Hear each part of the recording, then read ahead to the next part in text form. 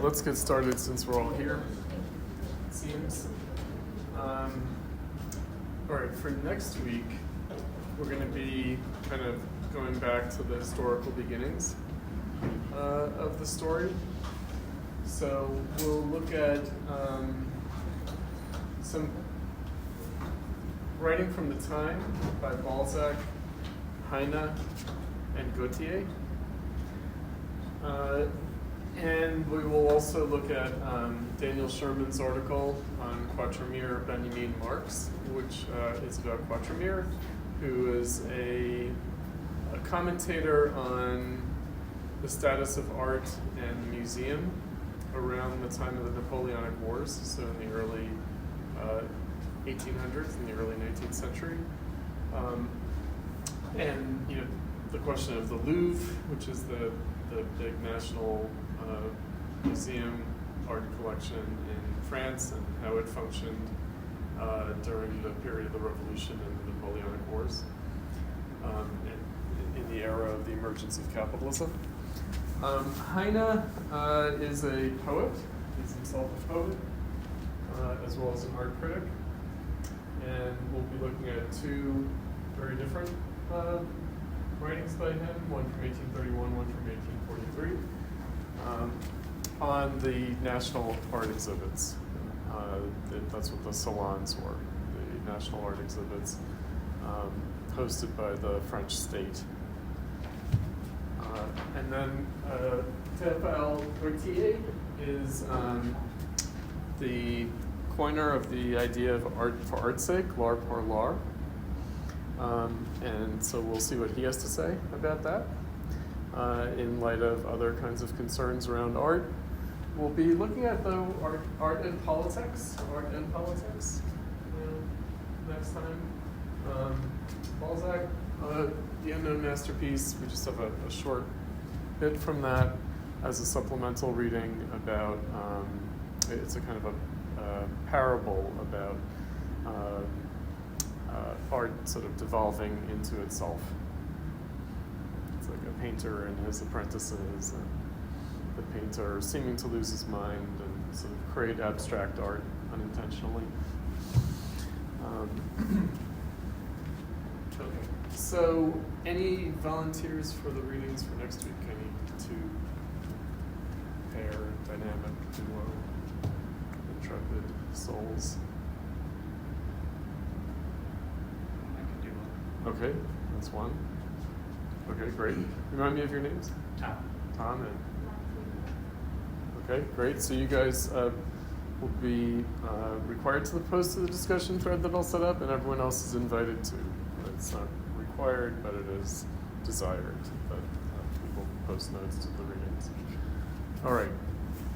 So this week we have a lot on our table. We have a lot on our agenda.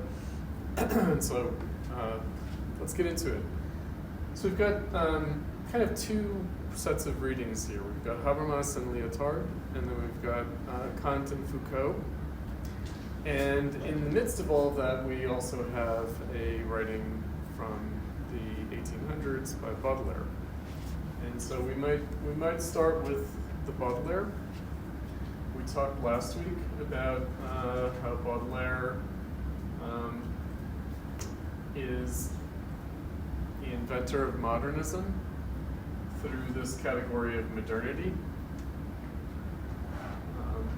So we looked at the difference between modern, which just means whatever is current, modernity, which is about what is unique and specific, new and different about right now, and modernism, how artists and others might be tasked by the new situation to do things differently. All right, so if things are different, maybe we need to act differently in response to that new condition. And what is new and different is capitalism. So the middle of the 1800s, what has been manifest, something that we'll get into next week, is capitalism in a variety of senses. So it's the Industrial Revolution. It is also bourgeois society, we will see. That means modern urban society. The expansion and changed character of towns and cities, as centers of production and commerce, as opposed to just political and religious centers, as they were previously. I will also say about this period that we'll be getting into more next week, the 1840s were the first global depression after the Industrial Revolution, so it's known as the Hungry 1840s. It's a time when Marx and Engels came to their political consciousness in their 20s. It was in the 1840s. We'll be getting to that in the future. Baudelaire coins this term modernity in 1846, which is a couple of years before the 1848 revolutions break out in response to the crisis of the 1840s. We're going to be looking today at some writings of his more towards the end of his life, from the 1860s. So already well after that kind of formative moment. All right, so what we have to start out with is his dedication to a book of prose poems, but really aphorisms, Paris Spleen, dedication to his publisher, and what he has to say about what he's written. And then we will also look at one of his more traditional poems, one of his verse poems from the Fleur du Mal, from the Flowers of Evil, at the end of this lecture. So he says, "My dear friend, I send you a little work of which no one can say, without doing it an injustice, that it has neither head nor tail, since, on the contrary, everything in it is both head and tail, alternately and reciprocally. I beg you to consider how admirably convenient this combination is for all of us, for you, for me, and for the reader. We can cut whenever we please, I my dreaming, you your manuscript, the reader's reading, for I do not keep the reader's restive mind hanging in suspense on the threads of an interminable and superfluous plot. Take away one vertebra and the two ends of this tortuous fantasy come together again without pain. Chop it into numerous pieces and you will see that each one can get along alone. In the hope that there is enough life in some of these segments to please and to amuse you, I take the liberty of dedicating the whole serpent to you. I have a little confession to make. It was while running through, for the 20th time at least, the pages of the famous Gapard de la Nuit by Aloysius Bertrand, has not a book known to you, to me, and to a few of our friends the right to be called famous, but the idea came to me of attempting something in the same vein and of applying to the description of our more abstract modern life the same method he used in depicting the old days so strangely picturesque. Which one of us in his moments of ambition has not dreamed of the miracle of a poetic prose, musical, without rhythm and without rhyme, supple enough and rugged enough to adapt itself to the lyrical impulses of the soul, the undulations of reverie, the jibes of conscience. It was above all out of my exploration of huge cities, out of the medley of their innumerable interrelations, that this haunting ideal was born. You yourself, dear friend, having now tried to translate in a song the glazier's strident cry, and to express in lyric prose all the dismal suggestions this cry sends up through the fog of the street to the highest garrets. To tell the truth, however, I'm afraid that my envy has not been propitious. From the very beginning I perceived that I was not only far from my mysterious and brilliant model, but was indeed doing something, if it can be called something. Singularly different, an accident which anyone else would glory in, no doubt, but which can only deeply humiliate a mind convinced that the greatest honor for a poet is to succeed in doing exactly what he set out to do. Okay, so there's a lot of little ironies here that we should take apart. So first of all, maybe one characteristic of modernism, because the situation is different, because we ourselves are different, we can't rely on a kind of tradition, a canon, to tell us what to do in terms of making art or writing literature. So that means that anything that a writer does or an artist does, anything that they make, it's not clear what it is, or even if it's anything at all. So it's not clear what it is, nor that it actually is something at all. Right? That's a basic uncertainty is characteristic of our situation. And again, that could seem to be a matter of experimentation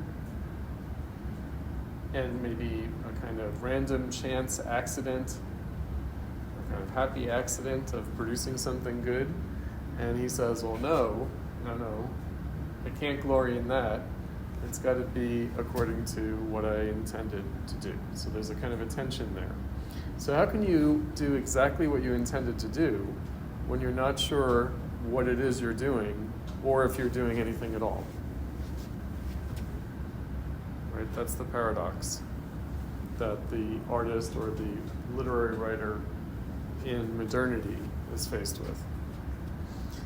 Now, this ideal, paradoxical, contradictory ideal is inspired in some way by the city, by the experience of the city. Meaning, we don't know what to make of this form of life we're living in.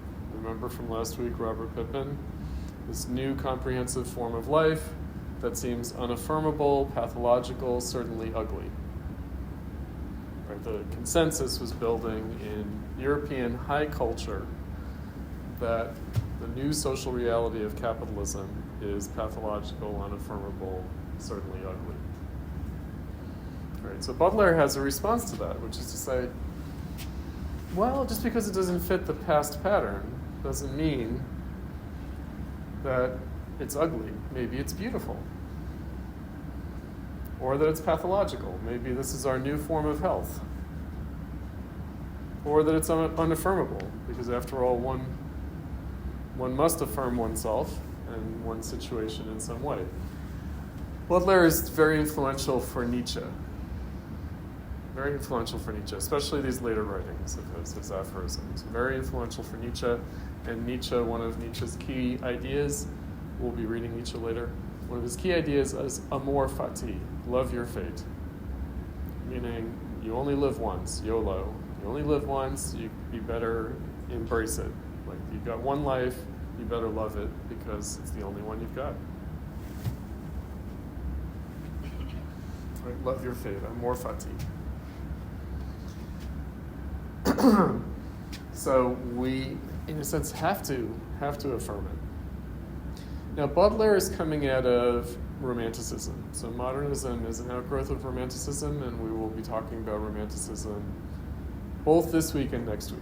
So part of what's going on with Habermas and Lyotard, as well as with Foucault with respect to Kant, is the question of Romanticism. So a couple of things to comment on there. So, is art about beauty? Or is it about the sublime? What's the relationship between the beautiful and the sublime? These are Kantian categories of aesthetics, but also broader than just Kant. Beauty seems to be about sort of pleasure, affirmation, seems to be about kind of sympathy, sympathetic resonance between subject and object. The sublime, on the other hand, seems to be about something painful, something that isn't merely affirming or sympathetic, but is more challenging. And generally speaking, classicism is thrown into the bucket of the beautiful, and then Romanticism seems to be a more explicit engagement with the sublime. So let's see how Baudelaire handles that, because that's all well established discursively long before he comes along. So that's the kind of art discourse of both artists and literary writers and critics and art historians of the early 1800s. They're marking the shift from the beautiful to the sublime. Now, we're going to talk more about the beautiful, and we're going to bring out some Kantian ideas of the beautiful that Baudelaire is in dialogue with here in these pieces. So let's see what he does with that in particular. And I mentioned that his most famous collection of poems, his kind of like ongoing, revised, sort of single collection of all of his verse poems, all of his traditional rhyme and meter poems. The Fleur du Mal, the Flowers of Evil. Right, so this strange mashup of evil and beauty. Because maybe the modern world is no longer good in a traditional sense. Maybe the modern world is, as the conservatives say, evil. But what does that do to our notion of beauty? If beauty is understood as the appearance of the good, well, what about the appearance of evil? And so, again, is our society ugly? Is it evil? It doesn't seem to be good or beautiful, but maybe what once was understood as ugly and evil is now good and beautiful.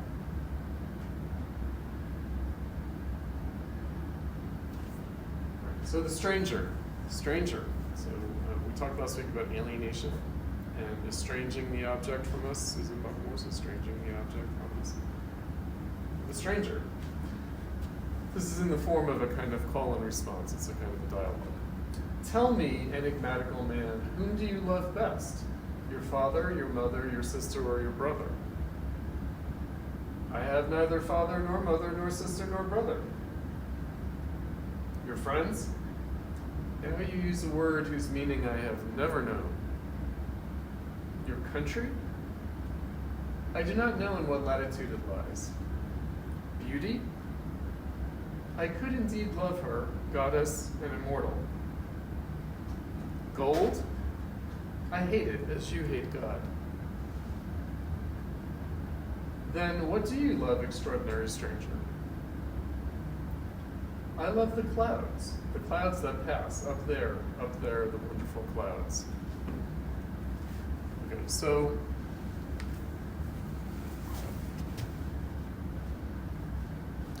the clouds, are just a passing phenomenon on which we project our imagination. We sort of see things in the clouds, we sort of see forms and shapes in these passing random phenomena. Kant actually used that as an example of not the beautiful, but rather the charming. Right, so it's the clouds or ripples on water or flames in a fire are examples of not the beautiful, but the charming, because it doesn't resolve into an actual form. And it's just the free play of the faculties. It's just the exercise of your imagination without an object. Right, so it's much more of a solipsistic exercise than it is a response to something. So beauty for Kant was about something, some definite object that we are struck by. We have an aesthetic feeling of pleasure from a sympathetic resonance with the object. The object seems to be internally coherent, self-determining, autonomous, seems to have brought itself into existence, and we like that because it reminds us of our own independence and autonomy and freedom.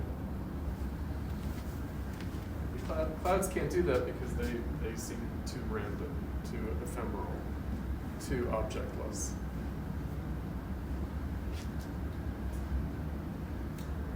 The artist's confiteor. This is the artist's confessor. How poignant the late afternoons of autumn. Poignant to the verge of pain. For there are certain delicious sensations which are no less intense for being vague. And there is no sharper point than that of infinity. What bliss to plunge the eyes into the immensity of sky and sea, solitude, silence, incomparable chastity of the blue. A tiny sail shivering on the horizon, imitating by its littleness and loneliness my irremediable existence. Monotonous melody of the waves, all these things think through me, or I through them. For in the grandeur of reverie, the ego is quickly lost. I say they think, but musically and picturesquely, without quibblings, without syllogisms, without deductions. These thoughts, whether they come from me, or spring from things, soon, at all events, grow too intense. Energy in voluptuousness creates uneasiness and actual pain. My nerves are strung to such a pitch that they can no longer give out anything but shrill and painful vibrations. And now the profound depth of the sky dismays me, its purity irritates me. The insensibility of the sea, the immutability of the whole spectacle revolt me.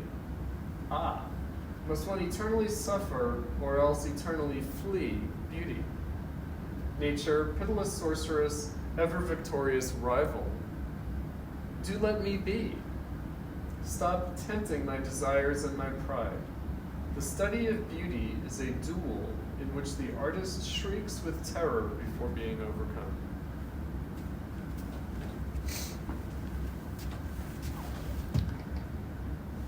Okay, so this would be seemingly the exact opposite of what Kant described as the experience of the beautiful. So not a sympathetic resonance of subject and object, but an antagonistic relationship between subject and object that doesn't affirm the subject, but terrifies the subject. So terror, that's like an important category of the sublime. So the idea is that we experience something as sublime, something that's potentially painful, but we overcome its painful character because it threatens to overwhelm us, but we're not overwhelmed. So we come close to being overwhelmed, but we're not overwhelmed. And that affirms the strength of our subjectivity, even though it's sort of on the threshold of overwhelming us and is therefore painful. And the sublime, one of the categories of Kant's sublime is the mathematical sublime. So when we try to think of the infinite, that's a sublime experience for Kant, because we can't actually think of the infinite, and yet we try to. And then in trying to grasp it, we kind of have this threshold experience of feeling on the verge of being overwhelmed. That's like one of his illustrations of the sublime. Whereas for here, with Baudelaire, it is a kind of experience of the beautiful, right? Which eventually overwhelms him, also simply through monotony. So there's a kind of a monotony as well as a kind of intense stimulation.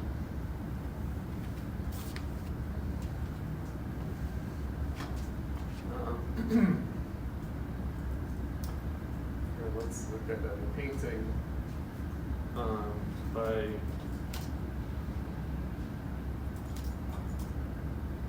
Gustave Courbet.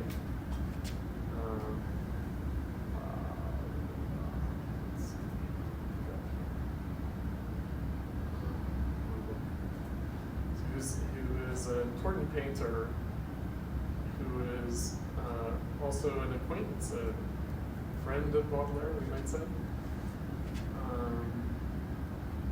Let's see, this one. Oh yeah, let's see. I don't know how. This is yes, that's a good one. Okay. So you see the little boats, the two little boats out there in the distance, and then we've got two boats on the shore, right? So they're kind of mirroring each other. And the fact that there are two is kind of interesting, and there are two sets of two. And there's kind of a strange experience of the sky and the water, so it seems like a kind of more realistic aspect to the kind of perspectival lines in the bottom of the painting, but then the top of the painting seems to be kind of a little bit distorted, so you get a sensation of being on the shoreline looking out, but also maybe looking up at the clouds from underneath them. Right, so you're kind of on the shoreline, but you're also perhaps out on the water. Right, so this would be a kind of natural spectacle as both beautiful and sublime at the same time. So Courbet, as a contemporary of Baudelaire, similarly coming out of Romanticism. There's a parallel that we're going to be discussing today. It's in the background for Lyotard. So let's see if I can do this.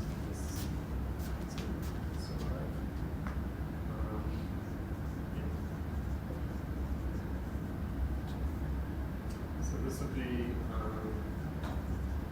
French Revolution, 1789 to the second defeat of Napoleon in 1815.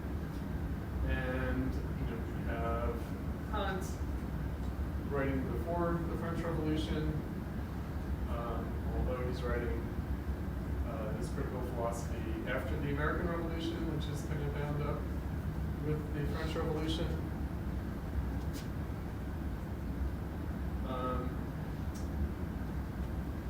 Kant is really thinking about things in terms of classicism. Romanticism develops around the turn of the century, the turn of the 19th century. Next week we'll be talking about the revolution of 1830 in France, the July Revolution. And then I mentioned there are revolutions that break out in Europe in 1848, the spring of the peoples or the spring of the nations. And I mentioned the 1840s will be important as a background for thinking of capitalism. What emerges in the 1830s is realism.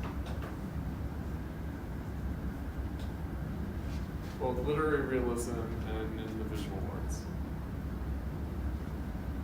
Modernism is circa 1848 phenomenon. So we have kind of two parallel outgrowths from Romanticism, realism and modernism. Balzac, who we'll be reading next week, is considered a very important realist author. In the Anglophone world, Charles Dickens is an important realist author. Also Edgar Allan Poe is an important realist author who's very influential for Baudelaire. These are outgrowths of Romanticism. And then in the 20th century, what we're going to get into with Habermas and Lyotard, there's, in the mid-20th century, a big kind of conflict and debate on the left, on the political left, with regard to realism and modernism. So in the Soviet Union, the official aesthetic is socialist realism in the 1930s, and they condemn modernism as bourgeois decadence. And Baudelaire would be considered a bourgeois decadent. For sure, he'd be like the exemplar of bourgeois decadence.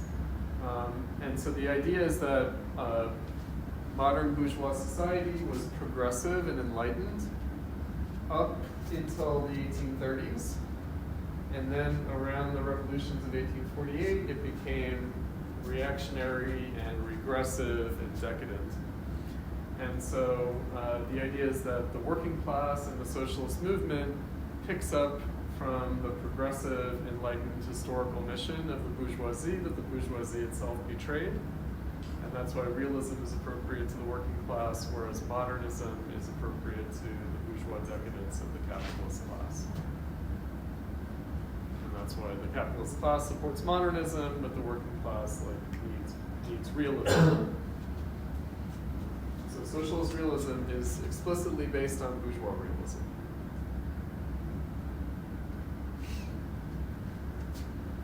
We're going to see, however, that maybe this realism versus modernism is maybe not a good way of thinking about it.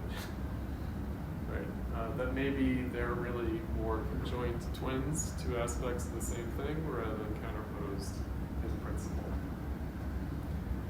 So one of the categories we have in the reading this week is surrealism, surrealist revolts, right? The Habermas, the Baudelairean surrealist revolts, and we have also Foucault talking about Baudelaire and talking about the artistic avant-garde. Surrealism is one of the classic 20th century avant-garde movements. Surrealism doesn't mean something other than realism. It means intensified realism. It means ultra-realism, hyper-realism. That's what sur means. Sur means like intense version of the same. So surrealism, an important modernist avant-garde movement, nonetheless saw itself as realistic. So, and their idea, if you know the surrealists, their idea is that art is inherently surrealist. All art is inherently surrealist. So going back to the cave paintings, like the earliest examples of art, a basic principle of art is that art is an intensification of reality.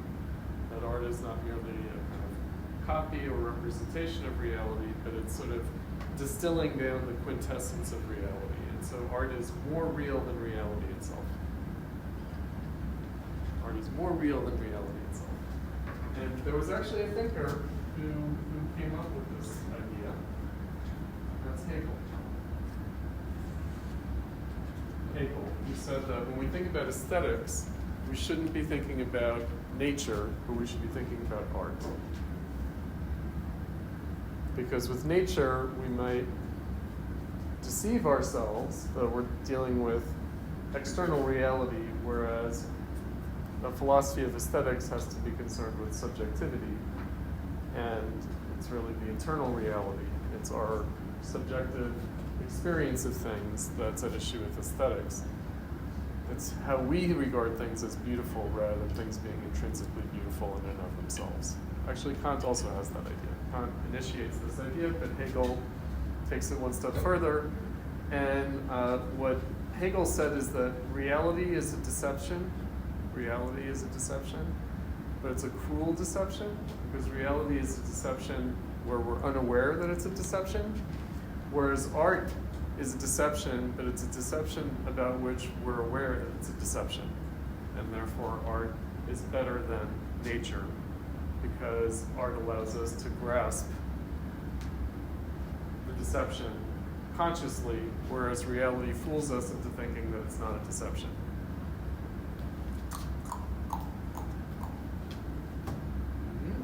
So realism, what is realism? What is realism? What is realism? What would this criterion of realism be? So I mentioned Edgar Allan Poe, who's influential for Baudelaire. So Edgar Allan Poe writes like ghost stories, all sorts of fantastical stuff. Is that realistic? It is. Why? Because it's trying to capture the subjective reality of people and characters. It's psychological realism. Psychological realism in a way that's different from literature before that was less concerned with psychological reality in that kind of fine-grained way, and more could sort of take psychology for granted rather than thematize it explicitly. All right, so this is just to establish our realism and modernism framework.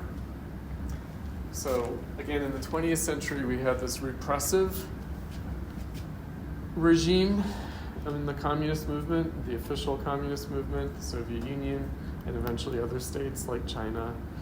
And they all embraced socialist realism against bourgeois decadent modernism.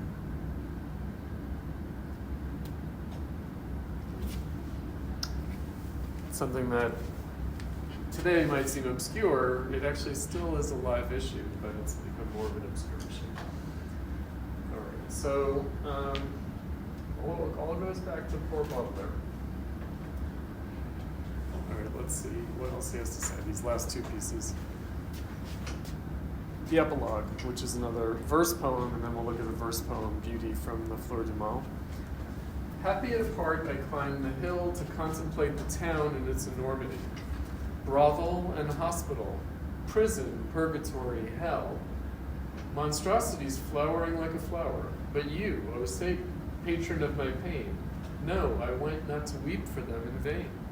But like old lecher to old mistress goes, seeking but rapture, I sought out this trull, immense, whose hellish charm resuscitates. Whether in morning sheets you lie asleep, hidden and heavy with a cold, or flaunt through the night in gold-spangled veils. Infamous city, I adore you. Courtesans and bandits, you offer me such joys the common herd can never understand.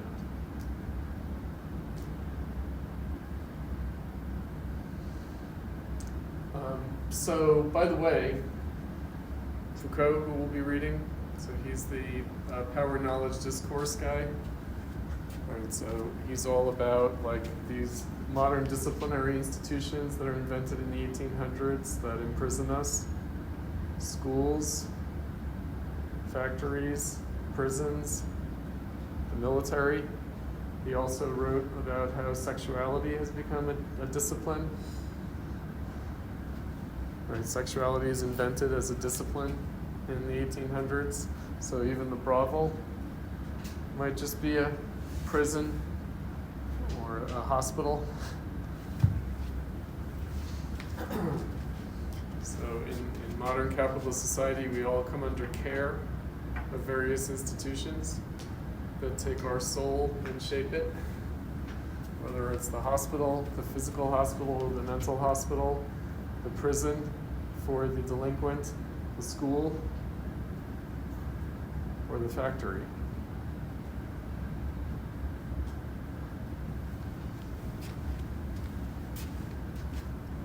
It's a Nietzsche idea too. Nietzsche said that Europe was becoming a giant hospital in which the sick cared for the sick in the 1800s. A giant hospital in which repetitive labor was the appropriate activity of the inmates.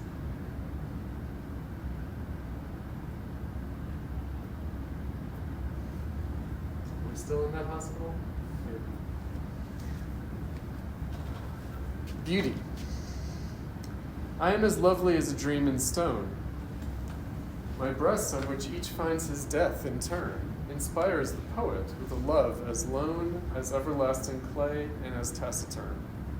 Swan white of heart, a sphinx no mortal knows, my throne is in the heavens' azure deep. I hate all movement that disturbs my pose. I smile not ever, neither do I weep. Before my monumental attitudes taken from the proudest plastic arts, my poets pray in austere, studious moods. For I, to fold enchantment round their hearts, have pools of light where beauty flames and dies, the placid mirrors of my luminous eyes. Now, again, a Kantian idea about the beautiful. So the beautiful, when we experience something as beautiful, we experience it as more than it actually is. We experience it as alive when it is not. So a cut flower is a dead thing, but it seems to be beautiful in a way that the living plant is not. Right? Or a painting or a sculpture, when they strike us as beautiful, they seem to come to life under our gaze. Right? So we see more there than is actually the case. Last week we looked at the archaic torso of Apollo by Rilke, right, where the broken fragment comes to life under the gaze of the poet, comes to life in the imagination of the poet. Right, so here, it seems to be the opposite. It seems to not be an inert object that comes to life, but rather a kind of freezing of life, a kind of Medusa's gaze that turns it into stone. That the beautiful seems to be the arresting of life. And reverts to kind of indeterminate form, or formlessness even. Clay, just clay. And not an object that seems like another subject, not an object that seems to be another living being that you interact with, that sort of speaks to you in some way, but rather something that's taciturn. Beautiful is taciturn. And again, something static seems to come to life when we regard it as beautiful, but here, no. Here, no. It is, I hate all movement that disturbs my pose.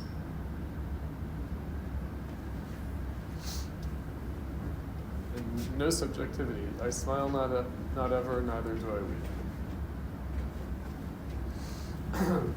And instead of the sympathetic resonance of subject and object, we have a terrifying mirror in which the subject flames and dies.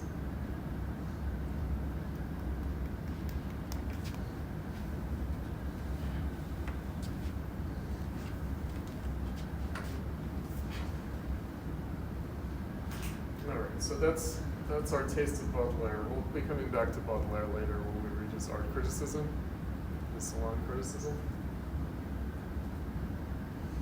All right, so let's turn to,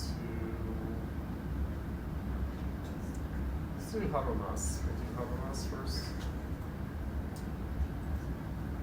Let's see what Habermas has to say.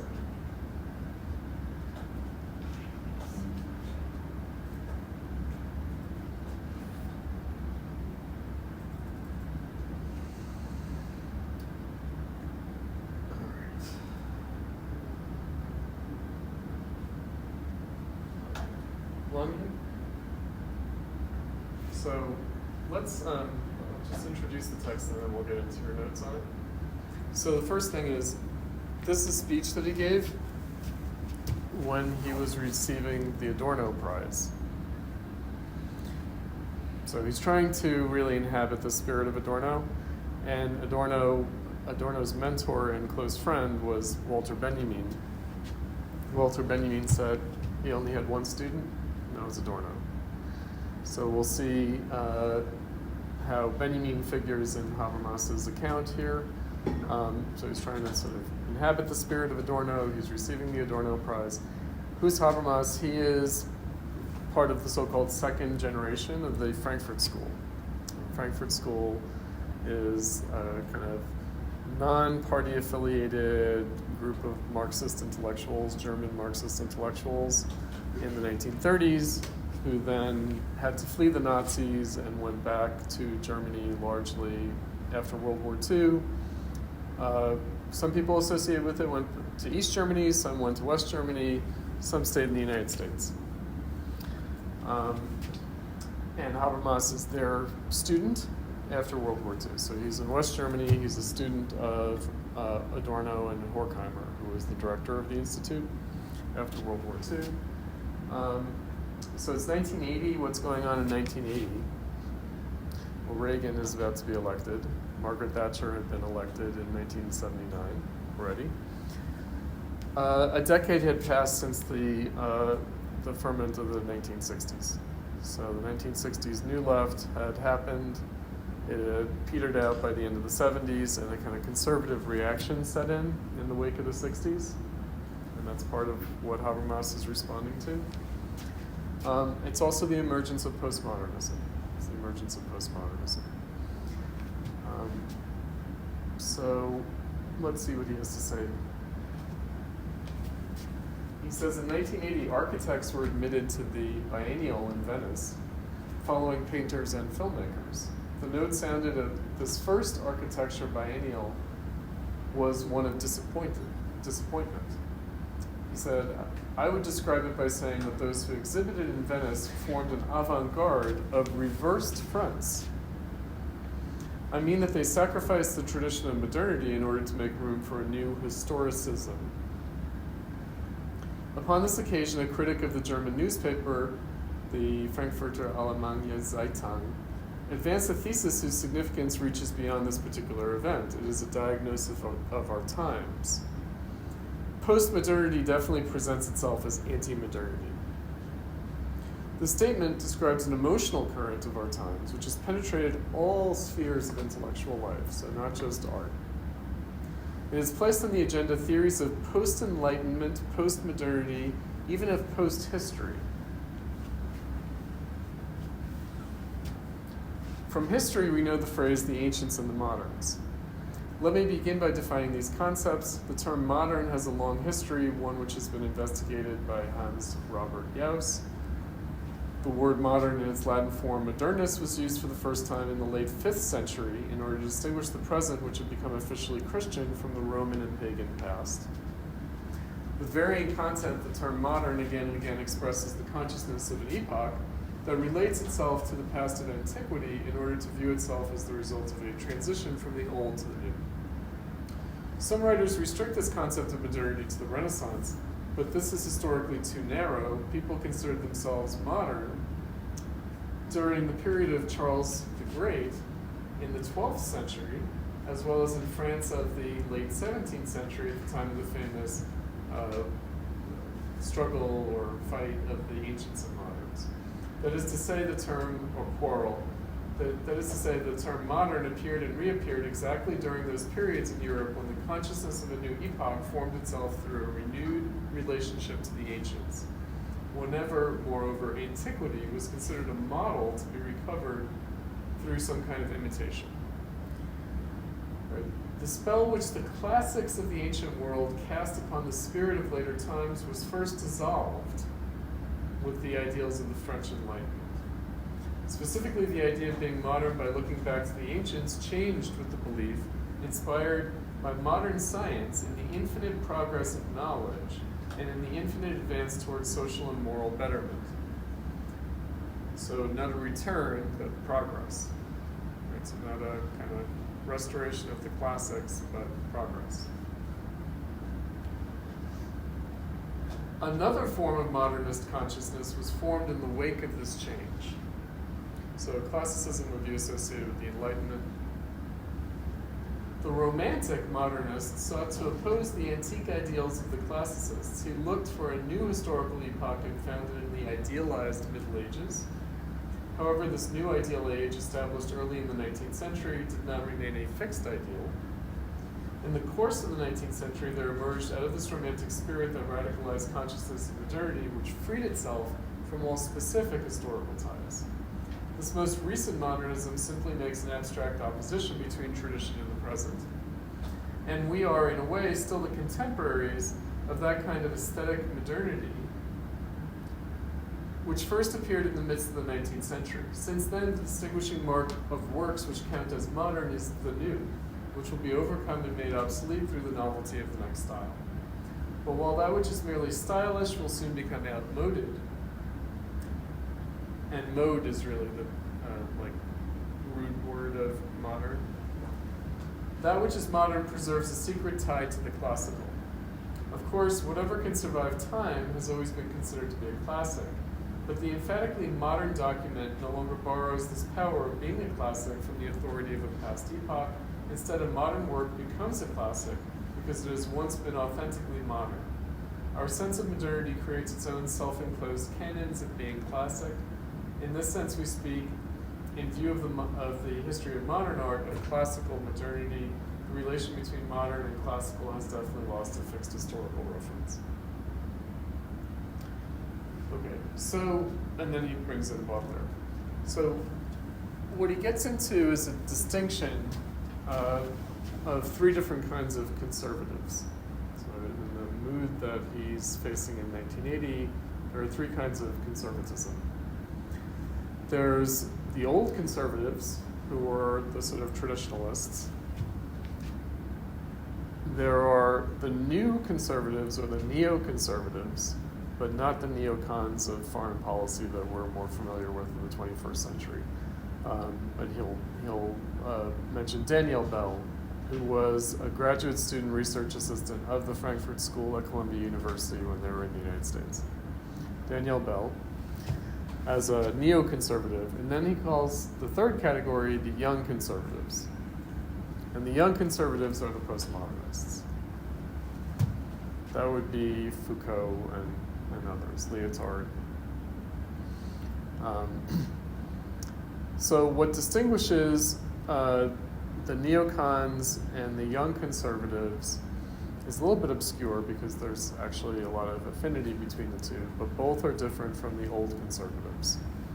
So the old conservatives are trying to hold on to a kind of bourgeois modernity in the face of the new. The neoconservatives realize that there isn't any possible return to that older bourgeois modernity or the classics.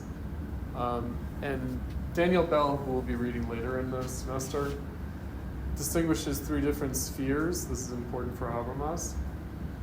Actually, 4 different spheres, but let's stick with the original 3 different spheres.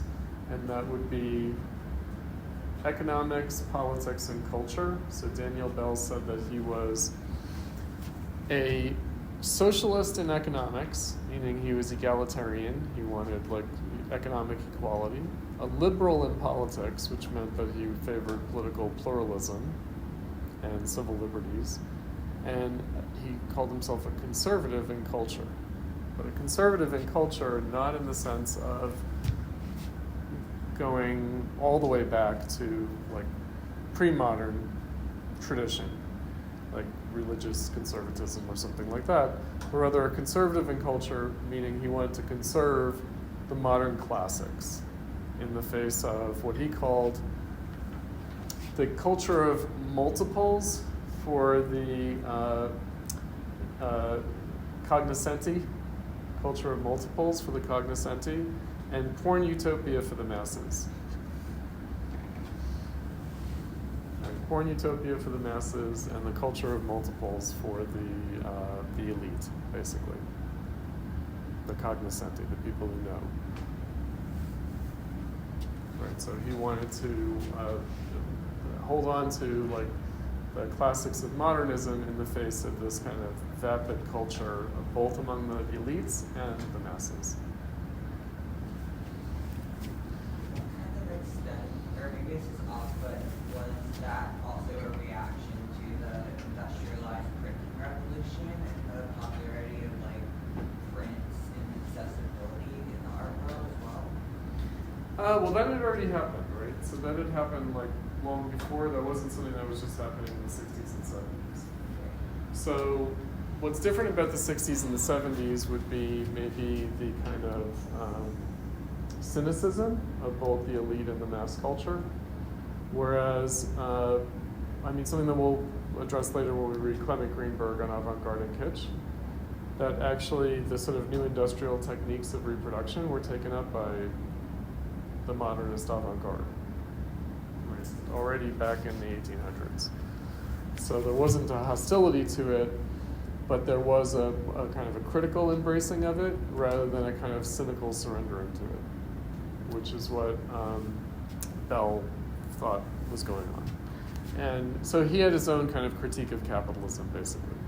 That capitalism, he critiqued it as creating political uniformity, totalitarianism, and capitalism also created kind of economic inequality. It was bad in that way, and capitalism kind of destroyed art and culture, so it was bad that way. Right, so in the 60s and 70s, he thought basically everybody's just surrendering to capitalism, whereas the modernist classics were still kind of struggling with capitalism, right, wrestling with it rather than surrendering to it.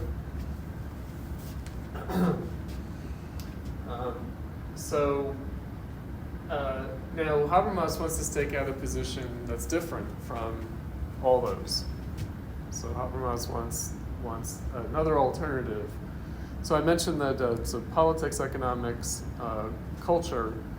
Another category would be science, and that's one of the things that Habermas keys into, is that the question of science is kind of left to one side. So the old conservatives are a little bit wary of science, but the neoconservatives or the new conservatives and then the young conservatives do seem to embrace science more wholeheartedly than the old conservatives. So the old conservatives are not like anti-science, but they're a little bit wary of science, whereas the new conservatives and the young conservatives sort of embrace science. So Habermas wants a different alternative to all of this. Right? So what Habermas wants, he's trying to keep alive a kind of older Marxist notion of socialism, and that would include the critique of science, because it would include the fact that science is warped by capitalism. In other words, that we don't just have science. So the older Marxist socialist approach would see all these domains warped by capitalism. So economics is warped, politics is warped, culture is warped, and science is warped. And the solution to this was, of course, overcoming capitalism. And how was that understood? It was understood as something that the masses, the working class in particular, but the broader masses had to do. It's not something that could be done by elites. It's not something that can be accomplished by elites. So one thing that the old conservatives, the new conservatives, and the young conservatives have in common, according to Habermas, is that they basically capitulate to the idea that whatever is going to happen is going to be the action of elites.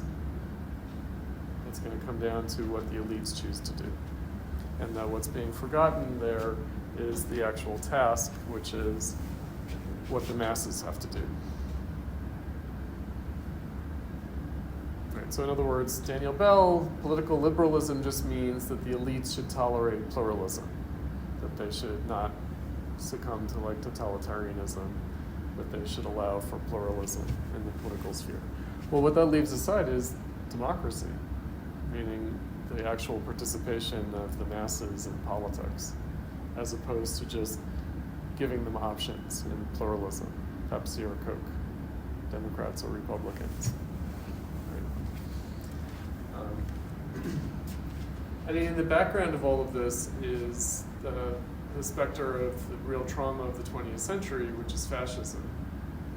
So in Germany, of course, what this meant is that the elite in Germany basically did away with liberalism and democracy. They just decided that it was in their interest to establish a totalitarian regime. So that option is always on the table. The elites can always just say, yeah, we got to clamp down. All right, so this is the way Habermas is thinking. It might seem, I don't know, I guess it's current again, right? I was going to say most of the time that I've been teaching for 20 years, it seemed rather far-fetched, totalitarianism. That was something that was just associated with like communism, with Stalinism, but now we see it suddenly just sort of presenting itself in the midst of so-called liberal democracy. And not just with Trump, not just with Trump, not just with Trump. Totalitarianism, not just with Trump. Generally speaking. Okay, so Habermas harks back to the older tradition against the postmodernists, who he calls part of a kind of anti-modernity mood. Harks back to Walter Benjamin and to Bertolt Brecht. Who was the great antagonist of Adorno. Benjamin was Adorno's friend. Brecht, who was a friend of Benjamin's as well, nonetheless was an antagonist to Adorno. Right, so that's the significance of these two figures that he invokes for the alternative that he wants to offer, right, which is, says we can either, so he brings it back to the art realm, we can either capitulate to capitalism and just resign ourselves to the fact that culture and art will be run by experts, by elites, or we could have this other project, which is the actual project of modernity, which is seemingly being abandoned by everybody, which is that the masses have to reappropriate art and culture for themselves, rather than just be the consumers of whatever the elite decides to give them. Right, so that's like the socialist and Marxist sort of goal that he wants to recall with respect to Adorno and Benjamin and Brecht, that what they wanted was for the masses to make art and culture their own, rather than just be fed whatever a regime of experts, he calls it a regime of experts, decides to give them. Is that essentially, to bring it down a little bit, is that just essentially saying, like, it's like Duchamp coming with the ready-made, where it's more reasonably attainable by the masses, and it's not some... Well, that would be an example. So Duchamp's ready-made would be an example of the Baudelarian surrealist revolt, right? So that would be, so the situation in capitalism, I mean, he is pointing towards something that artists can't do themselves, right? It's not like artists can sort of choose, oh, I'm gonna like be with the masses instead of with the elites. The artists are an elite because that's how the society produces them, meaning the society only affords a small minority of people the time and space and energy to be able to develop as artists. Right, so, in this room at this school, right, this is an institution for the production and reproduction of the regime of experts. Right, like you guys are getting MFAs.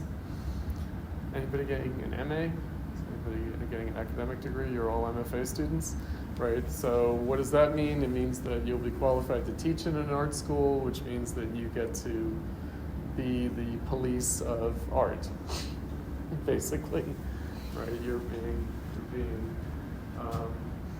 credentialed, yeah? So you can be an artist without an MFA, for sure. So the only point to getting an MFA is to make it official that you've been accepted by the guild into the regime of experts in some way. Right? And what am I doing here? I'm indoctrinating you into the regime of experts. Wait, what? With a guilty conscience, I guess. The guilty conscience, I guess. Meaning, I'm here to let you guys know that maybe there should be another possibility than this thing that you're joining. Or you are joining the enemy.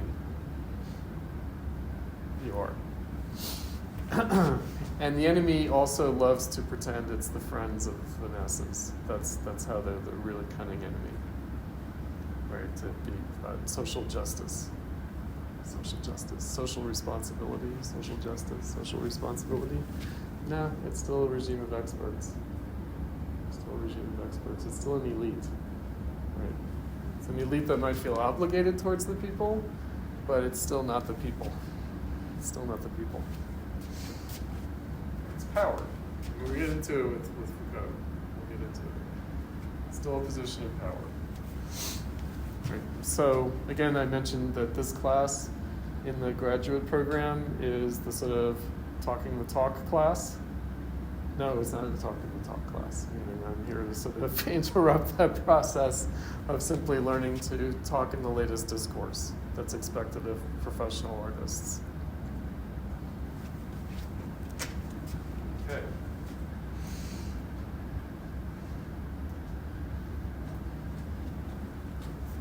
Marnie, would you like to take us through your notes on Habermas? I wrote most of it last night, so I don't really know what I have. You don't remember anymore? It was already that long ago? Sorry. That's okay.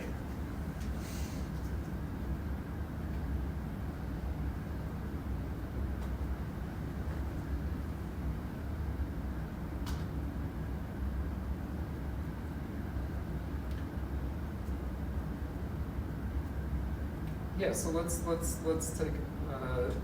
elaborate on some of what you're talking about here. So if the goal of the Enlightenment, so the Enlightenment is the bourgeois Enlightenment. That's what it is. It's bourgeois society, it's the bourgeois Enlightenment. Cool. It had a kind of democratic ethos, it had a liberal spirit to it, and it was about freeing humanity. It really was about that. Right? And thereby the enrichment of everyday life. He is very optimistic with regard to education. Everyone could be educated in this way. He's kind of universalistic in this respect. And so everyone could come to consciousness of their situation. Right, that's the basic Enlightenment project. Science and morality and art, right, kind of objective science, a universal morality, meaning a kind of, whatever moral differences we might have, what do we have in common? What is universal among all the different pluralistic cultural moralities, and autonomous art. So what does autonomous art mean? It means art that is self-determining. So, meaning artists being free to make what they want. So not governed by the church or the guilds, the guild craft practices, or by the aristocratic courts. Right? So artists being autonomous. Now part of this that Habermas doesn't get very much into, he had written a book called The Transformation of the Public Sphere. That was his first major book, The Transformation of the Public Sphere, and it was about how the bourgeois public sphere of the 17th and 18th centuries of the Enlightenment had gone into crisis and degenerated in the 19th century. So in the 1600s and 1700s, there became this kind of bourgeois public sphere, and that fed into the Enlightenment, but then it kind of clamped down and got channeled and institutionalized and restricted starting in the 1800s. And by the end of the 1800s, we have the modern university, basically, as like the institution for intellectual life. Right? So whereas in the bourgeois public sphere of the 1600s and the 1700s, the university was pretty much in disrepair. It was a medieval institution. It was just about the church and the aristocracy, and the bourgeoisie, by contrast, had to set up new institutions of learning and its own public sphere. And so very much apart from the state, whereas by the end of the 1800s, the university system came back under the state control. Right, so that marks a certain end of the public sphere. And then he's got Europe as an example in mind, because in the United States we still have a lot of private institutions in higher education. In Europe, higher education is state. It's a public government state thing. But here, of course, the private institutions are also very much dependent on and controlled by the state, as we're learning. Yes? But it was the case, right? In other words, Trump tends to make explicit what was already the case. Just makes it open and unambiguous anymore. Whereas before it was tacit and sort of hidden, unacknowledged. Now it's out in the open. So we seem to have given up on this cultivation and education and enrichment of the everyday life of the masses. Right? That's part of the problem here.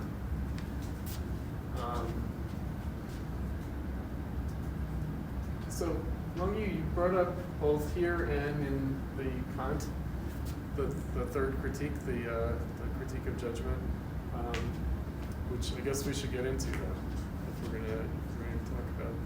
Do you have anything you want to start us off with? I am not good at Kant. Is too complicated. Okay. I mean, I was in your class a while ago. Yeah, I was gonna say, right? But yeah. I'm not very confident. But one big point I think is that he thinks the aesthetic judgment is the bridge which connects the phenomenal world and the numinal world. But I actually have a question about that. Go ahead. Because I have not read the second critique, but I know that the categorical imperative is coming from reason, and it's not having actual content. It's like a form. And I think, why it's a determinate judgment and not a In morality? yes.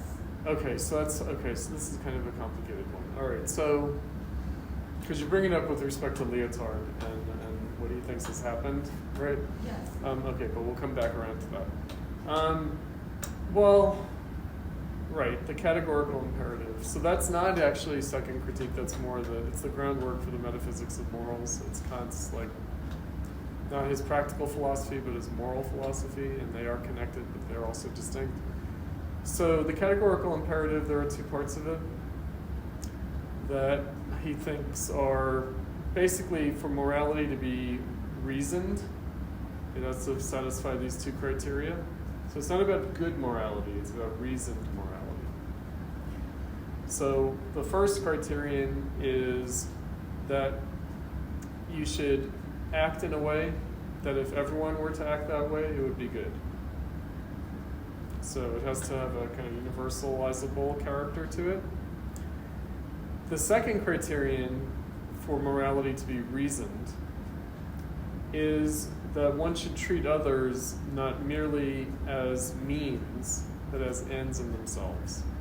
So in society, we necessarily treat each other as means for our own ends. So we do that. We're inevitably going to do that. We use each other. That's fine. But we should also treat everyone as ends in themselves and not only or merely as means. Right? So obviously these are very abstract, kind of indeterminate ways of characterizing reasoned morality, and that's part of his point. Right? So it doesn't have any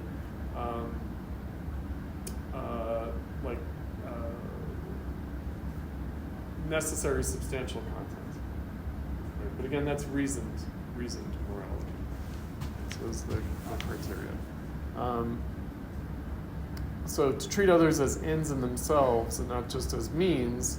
Why? Because we'll get into with what is Enlightenment, with the Kant that we read for today. We, most of the time, reason as cogs in a machine, but we also reason as more than cogs in a machine. And that means that we should leave that possibility open for others as well. So we do necessarily, inevitably, we're part of society. We have self-interest as members of society. And so we have to reason as cogs in the machine. But we also have a capacity to reason beyond being cogs in the machine. And that's because we can change the machine. We can change our functioning, we can change the machine. Like society can be changed, we can change how our roles play out in society, and we should leave that possibility open to everyone. Even though most of the time, we are just functioning as cogs in the machine, and others are functioning as cogs in the machine. But there is more than that, even if it's seldom expressed, even if it's only rarely comes out. You were going to say? Oh, I was going to say that I volunteered to introduce these readings, but I forgot that we were supposed to post it, so I'm happy to. Oh, you got notes? Okay, great. Yeah. Cool. So I can post them now or later. Yeah, either way, but do you want to verbally say? Yeah, sure. Like about Kant? About the Habermas. Let's finish off the Oh, Habermas, but okay. then we can get into the Kant. Do you have anything on the Habermas that you want to raise?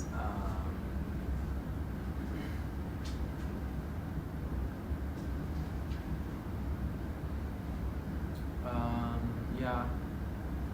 He was. I was interested in when he was talking about the surrealist trying to challenge things. They tried the hardest, but they made two mistakes. One being destruction leaves nothing left to like have an emancipatory effect, and the second one being more important, I think, to him in this essay, is it only addressed the art sphere and not Right. science and morality. Right. That's right. Yeah. So one of the problems with cultural or artistic radicalism for Habermas is that it's sort of resigned to leaving the other spheres as they are. Right. So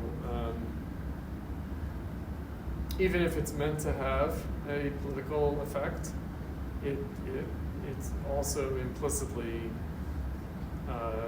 abdicates on that task.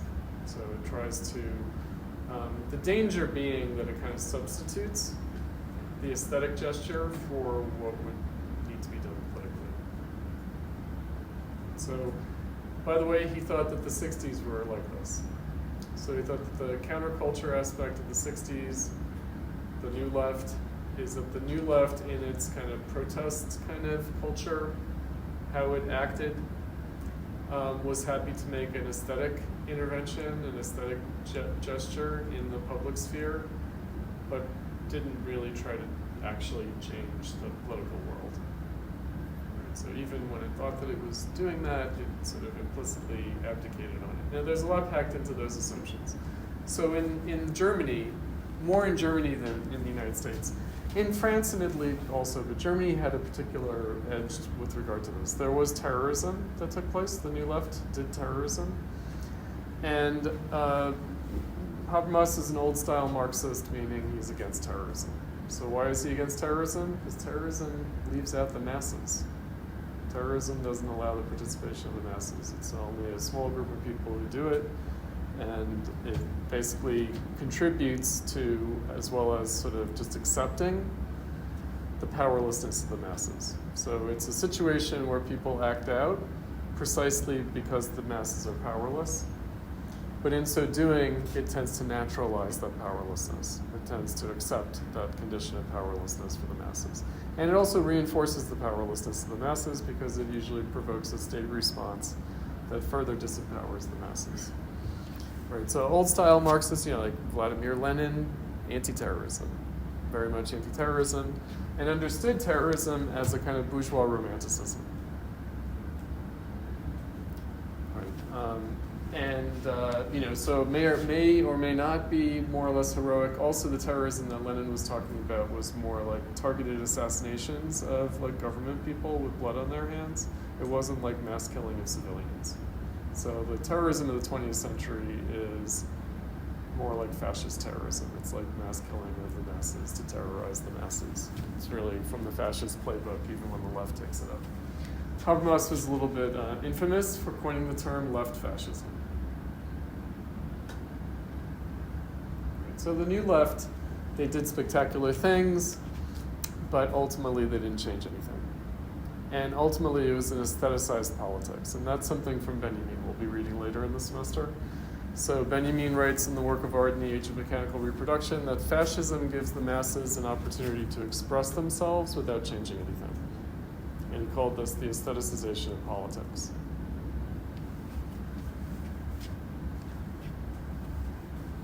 Right, so terrorism is aestheticized politics. Like, that's inherently what it is. It's all about the image, the spectacle, the feeling. It's not about changing anything. Now, the state also does that, right? So not only terrorists do that, but the state also does that, obviously. I have a question about Habermas. I don't think I understand how he's suggesting. I mean, it sounds like he's just saying we need to have all these spheres be together. And I guess maybe does he say it elsewhere? Yes, of course. No, he's just gesturing in that direction here because if we think about it, society is all these domains, right? Society, and this is the whole notion of socialism, and capitalism is an alienated society. That society is the economic sphere, the political sphere, the cultural sphere, the scientific sphere. Science is part of society. It is. Society is, conditioning science. Science only exists under certain social conditions. Right. But part of what goes on in capitalism is that we think of these spheres as separate, and that in and of itself is a symptom of capitalism. That they seem disjointed, separate realms, where it seems like science does its thing, and politics does its thing, and economics does its own thing, and culture and art exists in its own separate sphere. So in accepting the division of the different spheres, that's actually part of accepting capitalism in his view. Right, so again, capitalism warps all those spheres, and therefore those spheres can only be emancipated together. It's not like you can just do one thing. You can't just do artistic emancipation or a scientific emancipation or a political emancipation or an economic emancipation. It all has to change. That's the Marxism. Yeah. So it's tricky because, again, science is in this weird position, especially when he's writing, like, coming out of the middle of the 20th century. Both the Soviet Union and the United States championed science and cast fascism as anti-science, right? But actually fascism was really into science too. Obviously, they were really into science as well. And also the liberal democracy and actually existing socialism also had quite distorted science. Not only the fascists, but also the liberal democracies and the so-called socialists, the communists, were also practiced very distorted science. So he would see that as a symptom. But is he saying that we just need a revolution in the old Pretty style? much. Or does he think that art matters some amount more than like the older Marxists did? Yes and no. So, right, it's an important thing, because I think that in the 20th century, the experience of things like the Russian Revolution, but also the fascist movement that was contemporaneous, was a kind of an alliance of the artistic avant-garde with the political avant-garde. And this is something that we'll talk about later with Clement Greenberg, and I mentioned Benjamin. We're going to get into it, later in the semester. So that's different from maybe in Marx and Engels' time and in Lenin's time and the time before World War I.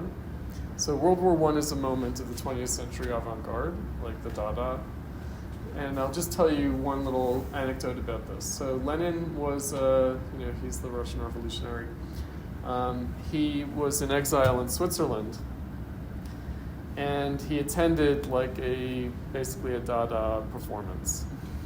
And then he was asked by people, like the young people who were there, they were like, oh, what did you think? Was that revolutionary enough? And Lenin said, well, I'm not sure that one can ever be revolutionary enough, because the task is to be as radical as reality itself. So the idea is that actually capitalism is more revolutionary than we could ever be. That's actually a Marx and Engels idea. That capitalism itself is much more revolutionary objectively than we can ever subjectively be. We're always kind of catching up with it in that respect. I want to say one more thing about the terrorism point. So Baudelaire, in the midst of the revolutions of 1848, he wrote a weird note where he said, because this is the beginning of modern anti-Semitism, he said, it would be a fine thing to organize a conspiracy for the extermination of the Jews. Yeah, why? Well, because they had to, we'll talk about this later, but they had to cancel a public works, public employment project in the Revolution of 1848 because it couldn't be funded. Like the bourgeoisie in France refused to pay the taxes for it, and also the international financial market refused to finance the government bonds of the French state to do it. And so at the time, people thought, it's the Rothschilds in London, they're fucking us over. And one of the main socialists at the time, Pierre-Joseph Proudhon, he's the one who invented anarchism. He's also a crazy anti-Semite. So, and Wagner, Richard Wagner, the first modernist musician, he's a Proudhonian anarchist, and he's also a crazy anti-Semite. So there is some crazy connection between revolution, the modern left, anti-capitalism, and anti-Semitism, right? Ideologically. And then what was the thing that the Dadaists said? It's not Tristan Tzara. I'm trying to remember who said that the most radical thing one could do artistically would be to open fire at random in a crowd. It was during World War I. People were losing their shit. Fine. Whatever, right? But anyway, this is the precedent, right? So this is why Habermas is I don't know about this artistic revolution stuff. That doesn't seem to lead anywhere good. So there is this connection between the political avant-garde and the artistic avant-garde, but it's a deeply problematic one in the 20th century, right? It was there among the anarchists as well in the era of Marxism, like in Lenin's time. The anarchists were into the propaganda of the deed, which was seen as a simultaneously moral and aesthetic act at the same time. Right, and we just had this, Luigi, no, my people, no. My people have a bad track record in the public sphere. I'm Italian American. So we got Rudy Giuliani, we've got Anthony Scaramucci, we've got Luigi Mangione. No, Italians, please stay out of the public sphere. You're not doing us well here. No good, Luigi. No, I'm sorry. I don't know if Luigi was popular at the Art Institute. I felt like I kind of shielded myself against this last year. I was like, yeah, I don't want to know children. I don't want to know what you think. Luigi.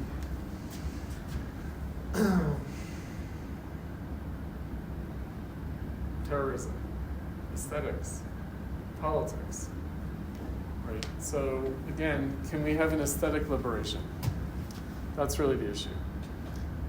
So let's turn to the Lyotard. We'll take a break soon.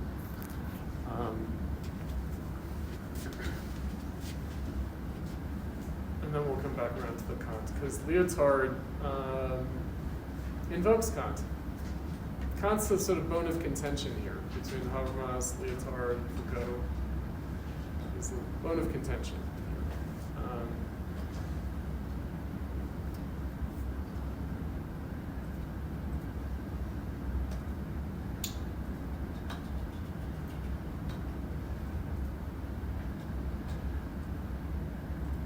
Not sure if I answered. Did I answer?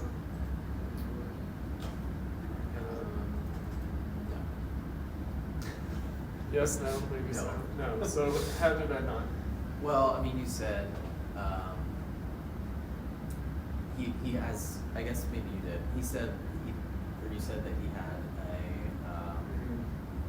a skepticism of like art only, which I understand that, but Or even art leading. leading. Okay. Yeah, even art leading. So art is a prominent phenomenon, especially in 1980, like coming out of the 60s. And it's also prominent specifically with regard to postmodernism. So he sees a connection between postmodernism and the New Left. Right, the postmodernists are all kind of New Left era intellectuals, writers. So he sees an affinity there.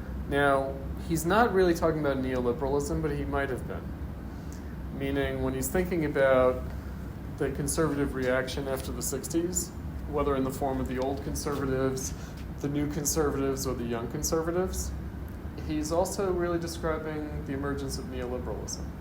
So I mentioned like Thatcher and Reagan being elected around this time, and that's like a clear turn to we're just going to do capitalism. So he is Right. essentially saying, it's this. The point of that essay is not like. It's basically critiquing postmodernism and all these Yeah. things. And it's not saying. It's saying, no, old Marxism is still right. Yeah, exactly. That's pretty much it. Although of course he has to explain how and why that's true. Yeah. Right. And not that he was. So he did call the New Left fascism, notoriously, in the German case in particular. But he wasn't unsympathetic to the New Left. He just thought that the way that they were going about it was kind of doomed to fail, and was, again, accepting things. Like in its radicalism, it was actually skipping over some things and accepting some things without acknowledging that that's what it was doing. Right, so he's invoking the older tradition, the older Marxism of like a Benjamin or a Brecht or Adorno, just to sort of remind that there was an ambition to change things more comprehensively than it seemed like the New Left could try to do. Right, the way it went about it, it was limited. And that postmodernism was the outcome of that. Right, and I'll just say 1980, this is around the time that postmodernism starts to get institutionalized. So something that we'll read later in the semester, the October Art Journal starts in 1978, and postmodernism becomes the official thing, like soon after when Habermas is writing. So it sees itself as insurgent and radical and deconstruction and all this stuff. I think Robert Pippin was talking about that last week, about the Heidegger and his influential army of Epigones. And I said they're the French fries, they're the postmodernists. They really take over. Like they become the official academic ideology. They do. And that's when I was educated. Postmodernism was the thing. It was the new official ideology. And I think that I mentioned to you guys that I thought 20 years ago when I started teaching here, 21 years ago, that I thought, oh, well, now postmodernism is behind us and we can sort of reopen these questions and not be dogmatic postmodernists anymore. But postmodernism hasn't really gone away. It's still kind of the dominant thing, unfortunately. So, again, I'm sympathetic to Habermas reminding us that there used to be a more ambitious goal, right? Rather than, are we going to deconstruct our way out of capitalism? No, but no one ever really thought that, right? That's the thing. Like Derrida, they didn't really think that they were going to change capitalism through deconstruction. I think that students came along and were like, oh, this is like the new thing. This is the cool thing. This is like radical. This is more radical than the old Marxism. And they completely forgot about the fact that it's just an intellectual mental exercise within an official institution. It doesn't affect the life of the masses at all. It's a game that we play here. But meanwhile, the world continues. Right? Habermas is just saying, he's just saying, we can have our tempest in a teacup with the artists, but what about changing the world?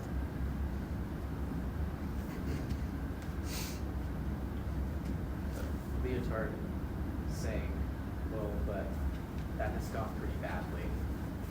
He intends to change the world. Yeah. And what about that? What about that? That's a very good point. Why? Because, talking about revolutions. So what happened with the Russian Revolution? Oh.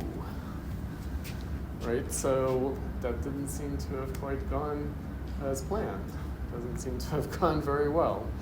So it did have attached to it early on in the 1920s a kind of aesthetic radicalism. So if you look at early Soviet art, like the futurists and the constructivists, and you got the suprematists, like Malevich, you got all the isms, all the art movement like radicals are on board with the Russian Revolution and the early Soviet Union. But all that's purged by the 1930s, and then socialist realism is established as the official, and they literally kill people for being modernist artists. They literally kill people. They force people to stop doing the work that they were doing, and then sometimes that's not good enough. They imprison them, and sometimes that wasn't good enough.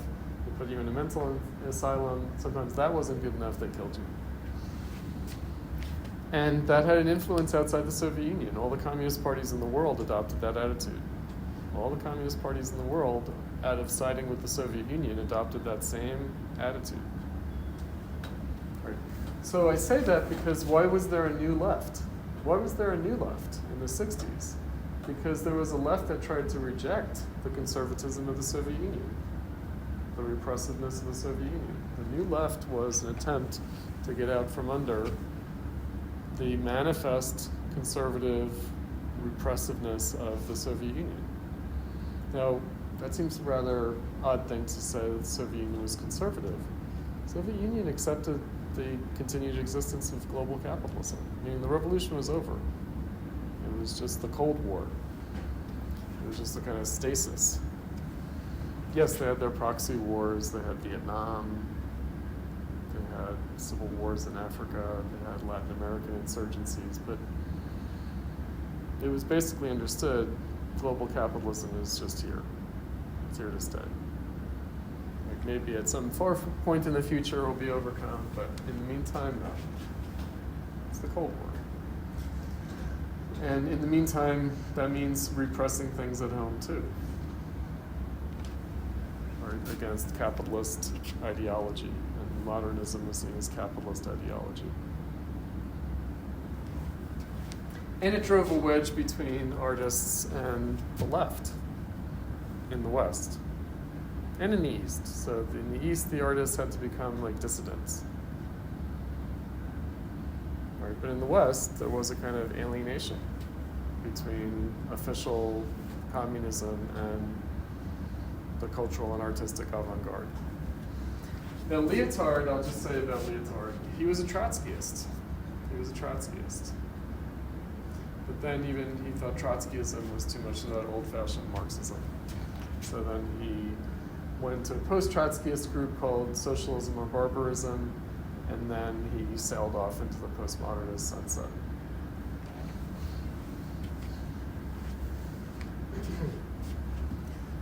So he's writing in direct response to Habermas.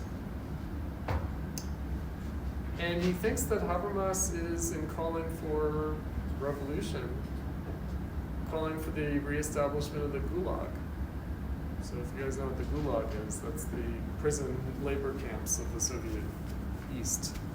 So not only the Soviet Union, but really the whole East, the whole communist East, the Gulag.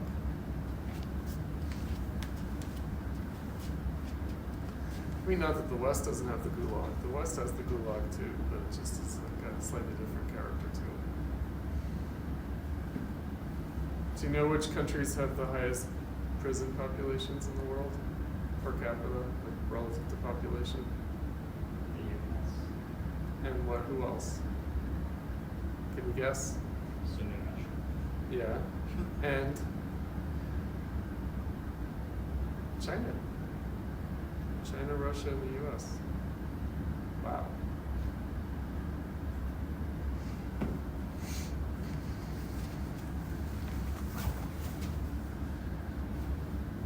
Those are your kind of military superpowers and your prison industrial complexes all in one. So anyway, that gives you a sense of where Lyotard is coming from. There's no point going back to the old modernism because it failed. Right? The political modernism, Marxism, political modernism, because it failed. It maybe worse than failed.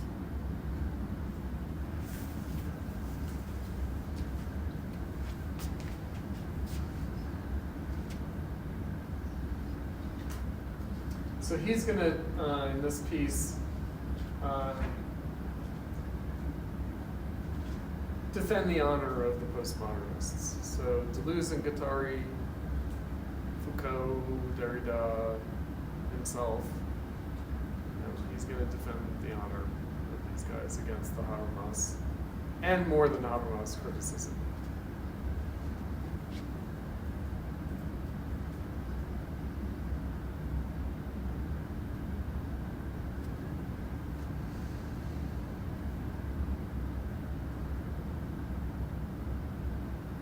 You?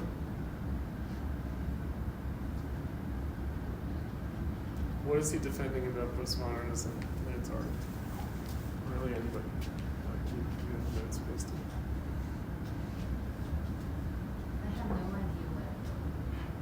no idea what. You're in a hypnagogic state. Do you remember when I teach Kant that I say that Kant is best read in a hypnagogic state?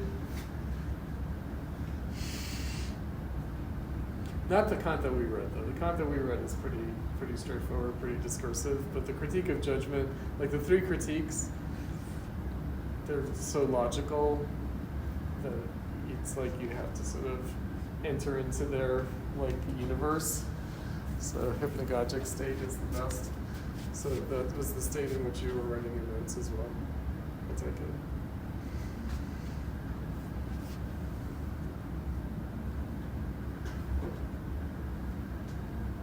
He's defending Baudelaire. He's defending Baudelaire as well. He's defending Baudelairean modernism. He's defending the Surrealist revolt, the Baudelairean Surrealist revolt. The Surrealists, by the way, their patron saint was Baudelaire. They modeled themselves after Baudelaire. Specifically, the Surrealists. They loved also Freud, and they loved Hegel, and they loved Marx. They look Baudelaire. So, judgment, Lyotard says, aesthetic judgment has collapsed from being something reflective into something determinate. So he's basically saying the beautiful can no longer be the criterion for art. The experience of the beautiful can no longer be the criterion for art. And so art becomes more concerned with the sublime. So when he's talking about painting and photography is essentially replaced painting as the ultimate in realism. Yep. Therefore, painting needs to become something more. Right, that's right. So photography has a kind of an ambivalent character. This is something that we'll talk about later in the semester when we read Krakauer, Siegfried Krakauer, and Walter Benjamin on photography. So on the one hand, for instance, the surrealists embrace photography as surrealist, as inherently surrealist. On the other hand, the dominant use of photography is as a kind of realism, but it's a kind of ersatz realism. It's a kind of kitsch realism, something that we'll get into when we do Clement Greenberg. So photography is both surrealist in character, but also the model for a kind of kitchification of art, so that we start to look at painting as if it were like an inferior form of photography. Right, but what we'll get into when we deal with photography is how photography and both realism and modernism in art emerge simultaneously. So it's 1830s, that's when photography is invented. And so it's not that photography is causing something in painting, it's that both are experiencing this kind of historical moment of change in subjectivity.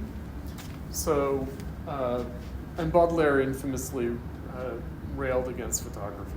Like, he was very hostile to photography. He thought photography should only be used as a drafting tool and should not become like the actual image. Right, so, but we'll get into that when we get into photography. So, but photography is contradictory in this sense, it's ambivalent. Meaning, on the one hand, it's part of the popular culture, and it sort of replaces painting in terms of the depiction of reality.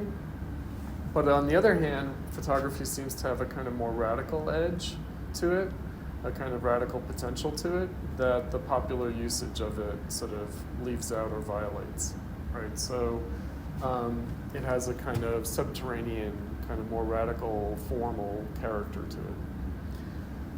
But in terms of the effect on painting that Lyotard says, and like I said, there's some reason to question this kind of account of photography impacting painting. No doubt it did, but also painting was already undergoing a crisis before photography. Something that we'll start talking about next week, actually, with Delacroix. Delacroix is an important realist painter. And he's a romantic, though, nonetheless. So what he's saying is because photography took up that mandate, that painting was sort of free to do other things. That painting was free to sort of explore the formal realm of visual art, unencumbered by the need to depict reality.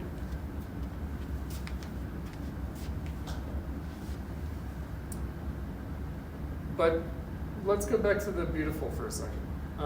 So the beautiful becomes kind of kitchified, we could say. Meaning it becomes like a cultural thing rather than a more critical experience of the subject. And what that means is that art, in order to remain critical, that's really what Lyotard is concerned with here. For art to remain critical, last week we read Susan Buckmore's Sustaining the Critical Moment of Aesthetic Experience. For art to be critical, it has to kind of dive into aesthetic form itself. Right, so he's defending postmodernism as a kind of modernism. What he's saying is that there are two kinds of modernism. I think Long you got into this in the notes. There are two kinds of modernism. There's a kind of nostalgic modernism, a more romantic modernism, and then there's a more avant-garde radical modernism. So there are kind of two souls of modernism. There's Proust and there's Joyce. So there's James Joyce and there's Marcel Proust. So there's the modernism that's romantic, that's trying to restore a lost experience. And then there's the modernism that is exploring radically new experience.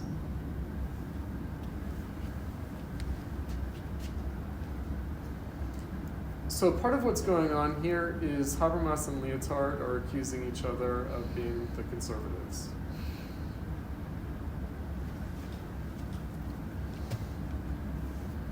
All right, so Habermas is accusing the postmodernists of being conservative because they're abandoning the attempt to change society in this thoroughgoing way, which Lyotard calls totalitarian.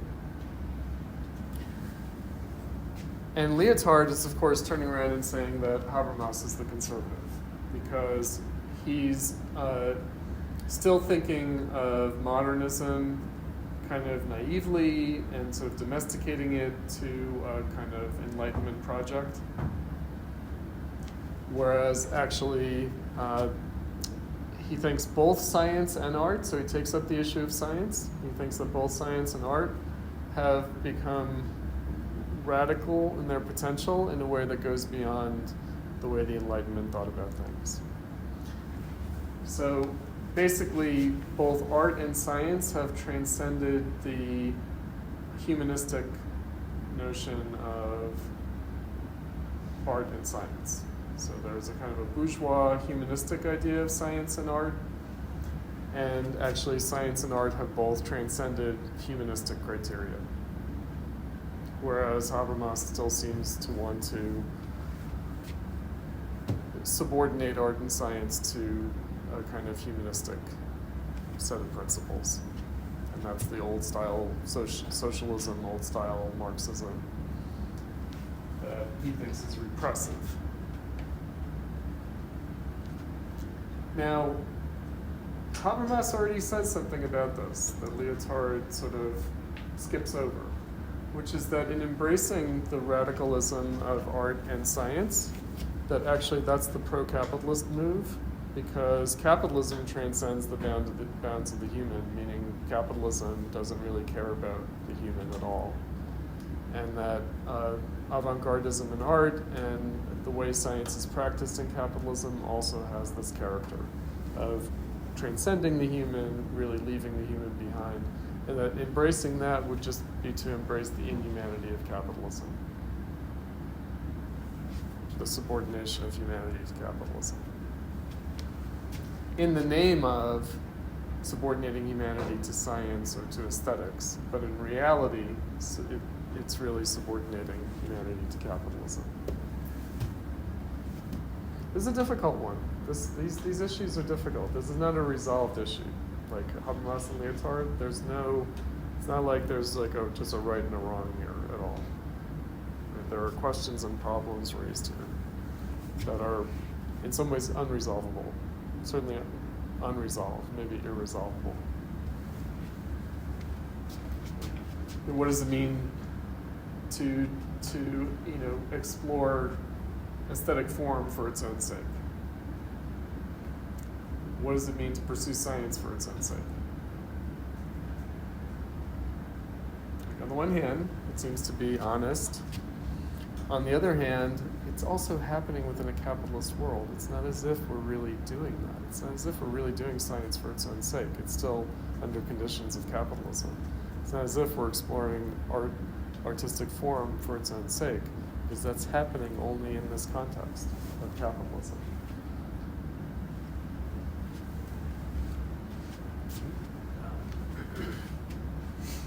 Can you explain more what you're saying, Lyotard is saying about science? Because I wanted to read this quote. Yeah, go ahead.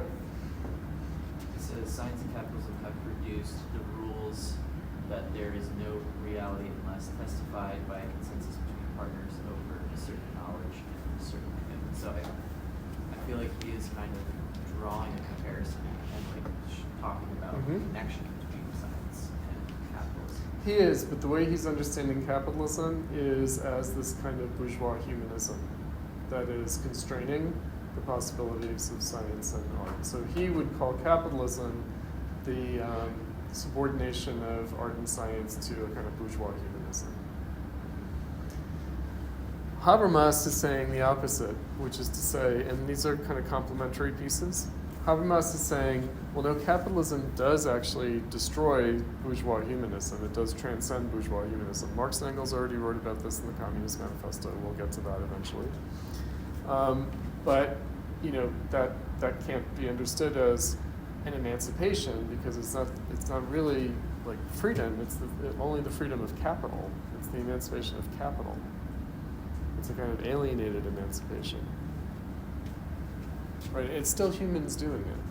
It's still humans doing it. Right? So we might fool ourselves into thinking that that science is its own thing, regardless of the human, but actually it still is a human thing. It's still a human activity. Right? So the category of the sublime is important in this respect because the sublime is what unites science and art for Lyotard. And the fact that the post-human possibilities of both science and art might terrify us, that is the truth of the sublime. That's the truth of the sublime. Right, so he's embracing the revolutionary character of aesthetic form unleashed and the revolutionary character of science unleashed. And Habermas is there to say, that's only capitalism unleashed. It's not really science and art unleashed. That's just capitalism unleashed. And what about the masses of people who don't get to participate anyway, and who just have to be the roadkill victims of this unleashing?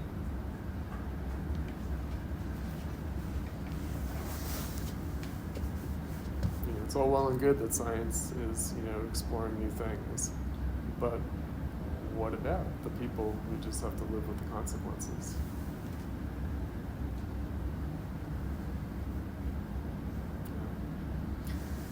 I wrote about this because of Elon Musk. So Elon Musk, because I was solicited to write an article on Elon Musk when he was having his falling out with Trump. And anyway, so he was interviewed by Tucker Carlson, who's this right-wing, he really is right-wing. He's like,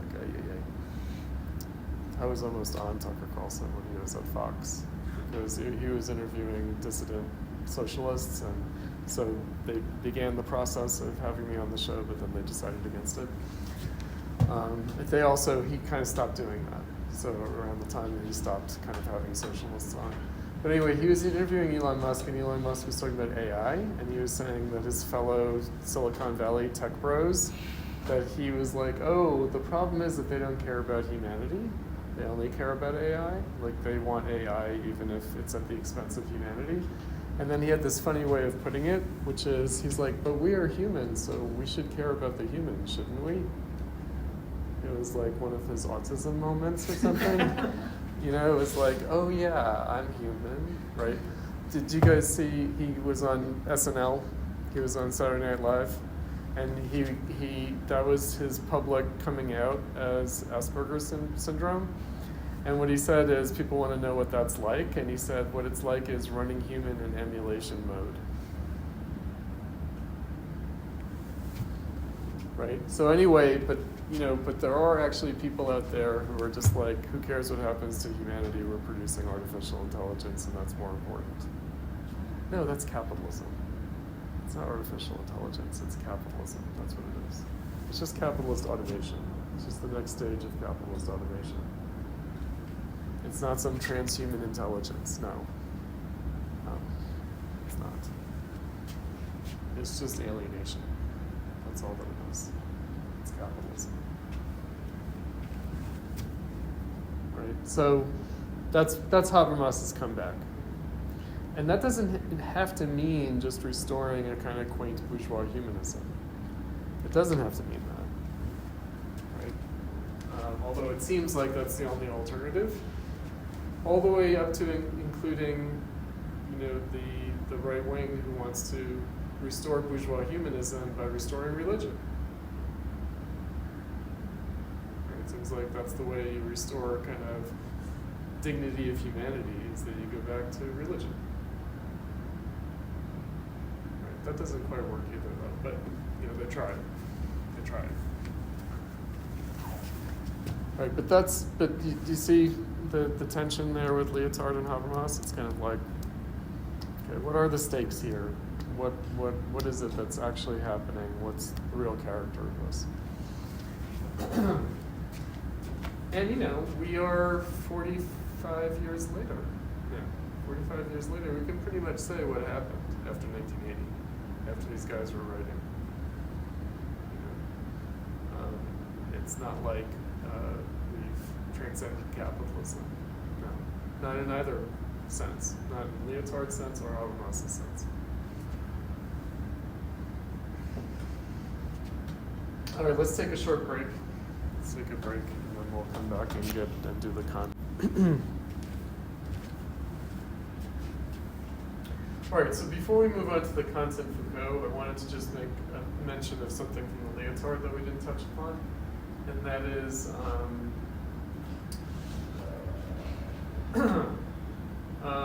experience. Experience. So this is a very important category. It's something that we'll get into when we get into Benjamin.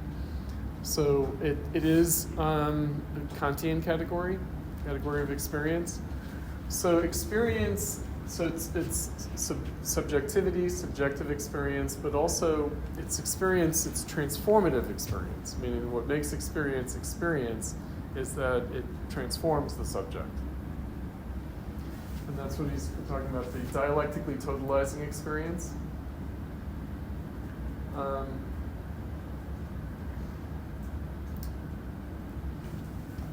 So one of the things that Lyotard defends about postmodernism is what he calls the inexperienceable.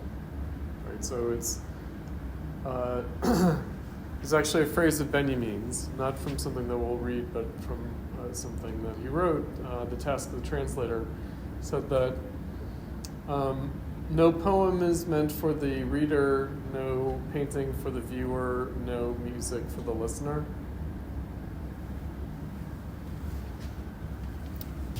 So what does that mean? Because he was arguing against translations trying to serve the reader. So the Task of the Translator. So he was saying that the task of the translator is not to sort of serve the reader, but rather to serve the original by translating it into another language and in that way fulfilling the intention of the original, which he thought could only happen through translation. And it was he did a translation, Walter Benjamin, of Baudelaire. And this was his translator's introduction to his translation of Baudelaire. But he has this indelible expression, no poem is for the reader, no music for the listener, no painting for the viewer. In which case, what does that do to the Kantian notion of experience? Well, part of the Benjamin point, and this is again where Lyotard and Habermas would be on contention with each other, is that Benjamin said that no poem is meant for the reader because actually it's meant for creating a reader that doesn't already exist. In other words, it's not for the reader as the reader is already constituted, but it's directed at the reader that has yet to exist and that the poem is trying to bring into existence. Right? So the idea is that the listener of music, the music is trying to create a new listener, not just to serve the existing listener. The literary writer is trying to create a new reader, not just serve the existing reader. The painter is trying to create a new viewer, not just serve the existing viewer. So that part is a little bit left out of Lyotard. But nonetheless, still, this is an important category. What would it mean to detach art from the category of experience? And again, this is where he draws a connection between science and art. Because scientific discovery isn't necessarily based on the possibility of subjective experience. In other words, there are scientific truths that can't be experienced subjectively and are nonetheless truths. Right, so there's non-Euclidean geometry that doesn't correspond to our experience of time and space at all, and yet it's a real thing. There are obviously discoveries in the realm of physics that have nothing to do with our experience of space and time, but are nonetheless real. Right, so again, Lyotard wants to say that art is proceeding on that model.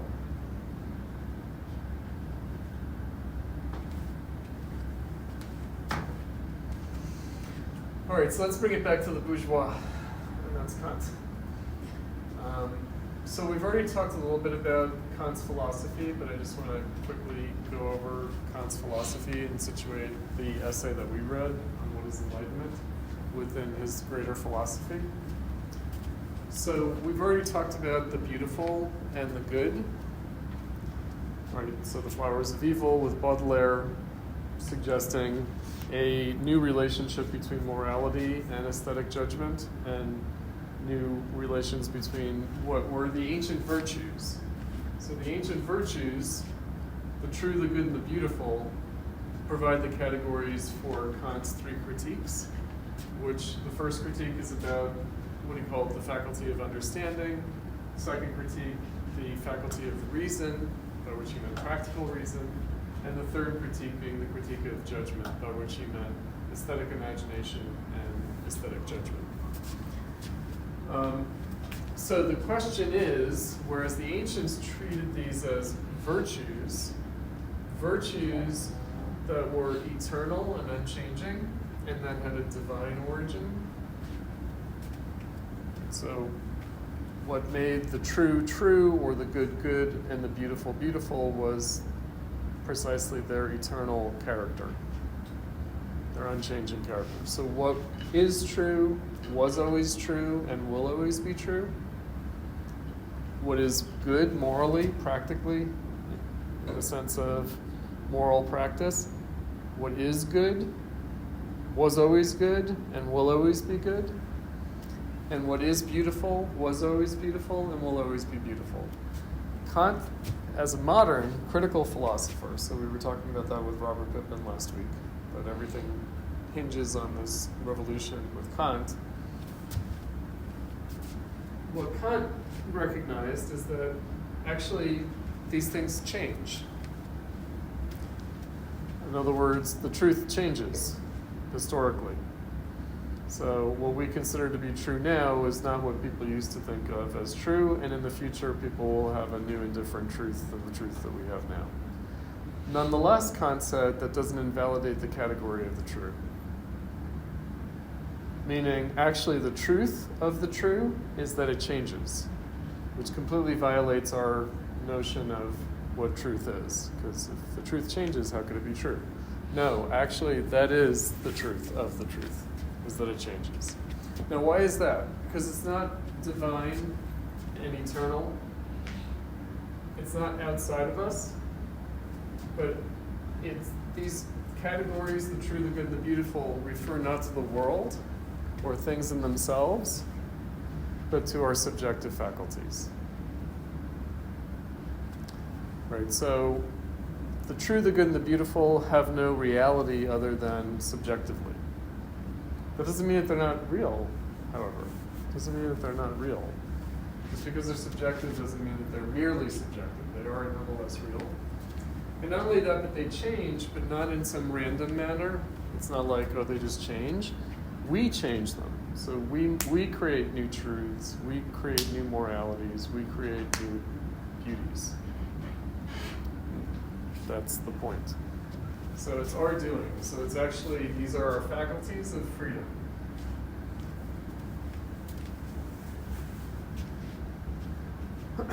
So the question is, how is it possible to have a true understanding? How is it possible to have a good reason in practice? What does it mean for us to have judgments of the beautiful? What makes that possible, but also what makes these things transformable? So that's what his three critiques were about. And the term critique, which we'll read later, Hal Foster is going to be like, we need to leave behind critique, to stop with this critique stuff. But then later, after that, he was like, yeah, actually, we still have to do critique. So the thing with the postmodernists, and Lyotard already intimates this, even though he's sort of struggling with it, they all decided in the end that actually, yeah, Kant was right after all. We haven't really gotten beyond Kant. They all did that. Derrida, Deleuze, Foucault, They all, at the end of their lives, were like, hey, yeah, actually, it's still Kant. We haven't transcended Kant. Maybe Kant was right about what? All of it. Right. So, in other words, in none of these domains have we actually gone beyond Kant. I only say that because it means that they considered their own attempt to transcend this bourgeois subjectivity to have failed. Meaning when they said that, they weren't saying it positively, they were saying it resignedly. They're like, oh, yeah, actually, we've tried to think beyond these bourgeois categories of subjectivity, but it turns out you can't. I think Foucault put it another way, that we're constantly struggling against Hegel, but Hegel remains like unmoved, staring back at us. Right? It's like this kind of bizarre, creepy psychological way that he put it. Like we're trying to overthrow Hegel, but he just calmly looks back and is unmoved. To put it in less like dramatic terms, maybe we're still living in the time of critique, in the time of critical philosophy. Again, what Robert Pippin was talking about last week. And also what Susan Buckenhorst was talking about the function of art. So critique means not like a takedown or a criticism or a debunking or a deconstruction. It's not an opposition to something. It's recognizing what makes it possible and what makes it possible to change it. So what makes it possible that it's the case, and also therefore what makes it possible to change it. So that's what critique is about. And in that way, it's revolutionary philosophy, because it's about a philosophy, as Robert Pippin put it last week, a philosophy of change, which is, again, difficult for us to really think about, cognize. And it does require the dialectic, which, again, Lyotard throws some scorn on it, because he sees the dialectic as just repressing things, as kind of resolving things in a kind of repressive way, like curtailing negativity and bringing it back under control in some way. It's a little Nietzscheanism on this part, because Nietzsche also complained that Hegel got rid of the contradiction in contradiction by resolving it dialectically. But we'll get there. All right, so that's all I basically wanted to say about where Kant's coming from. It has to do with what we were talking about last week, the is and the ought. What is the case versus what could and should be the case. The dialectic of being and becoming. And we'll see how that plays out in Kant's What is Enlightenment, because we'll see that his two categories of reason, private reason and public reason, correspond to what he calls in the Critique of Judgment two kinds of concepts of nature and concepts of freedom. So in the Critique of Judgment, he starts off by saying, look, there are actually two kinds of concepts of nature, concepts of freedom. There are concepts that tell us how the world is, and then there are concepts that tell us how it can be changed, how it ought to be, how it should be, but isn't yet. Right, and that goes to, Long, you had the determinate and reflective judgment with Lyotard. So the idea is that a determinate judgment is a judgment of what is, and a reflective judgment is a judgment of what could be. So Kant's notion of the beautiful is that when we see something other than what exists in the object that strikes us as beautiful, because it suggests possibilities that aren't the case. Meaning, you could grasp the object in a determinate judgment as it is, or you could grasp it or experience it really as it suggests the possibility of what it ought to be, but is not. So again, we had the archaic torso of Apollo. On the one hand, it's a broken, fragmented statue. That's what it is. And yet it also shows itself to us through our imagination as more than just what it is. Right, so that would be a reflective judgment. Right, so why is it a beautiful thing and not a defaced stone? Because it's not only a determinate judgment of what it is, but a reflective judgment of how it strikes us as beautiful.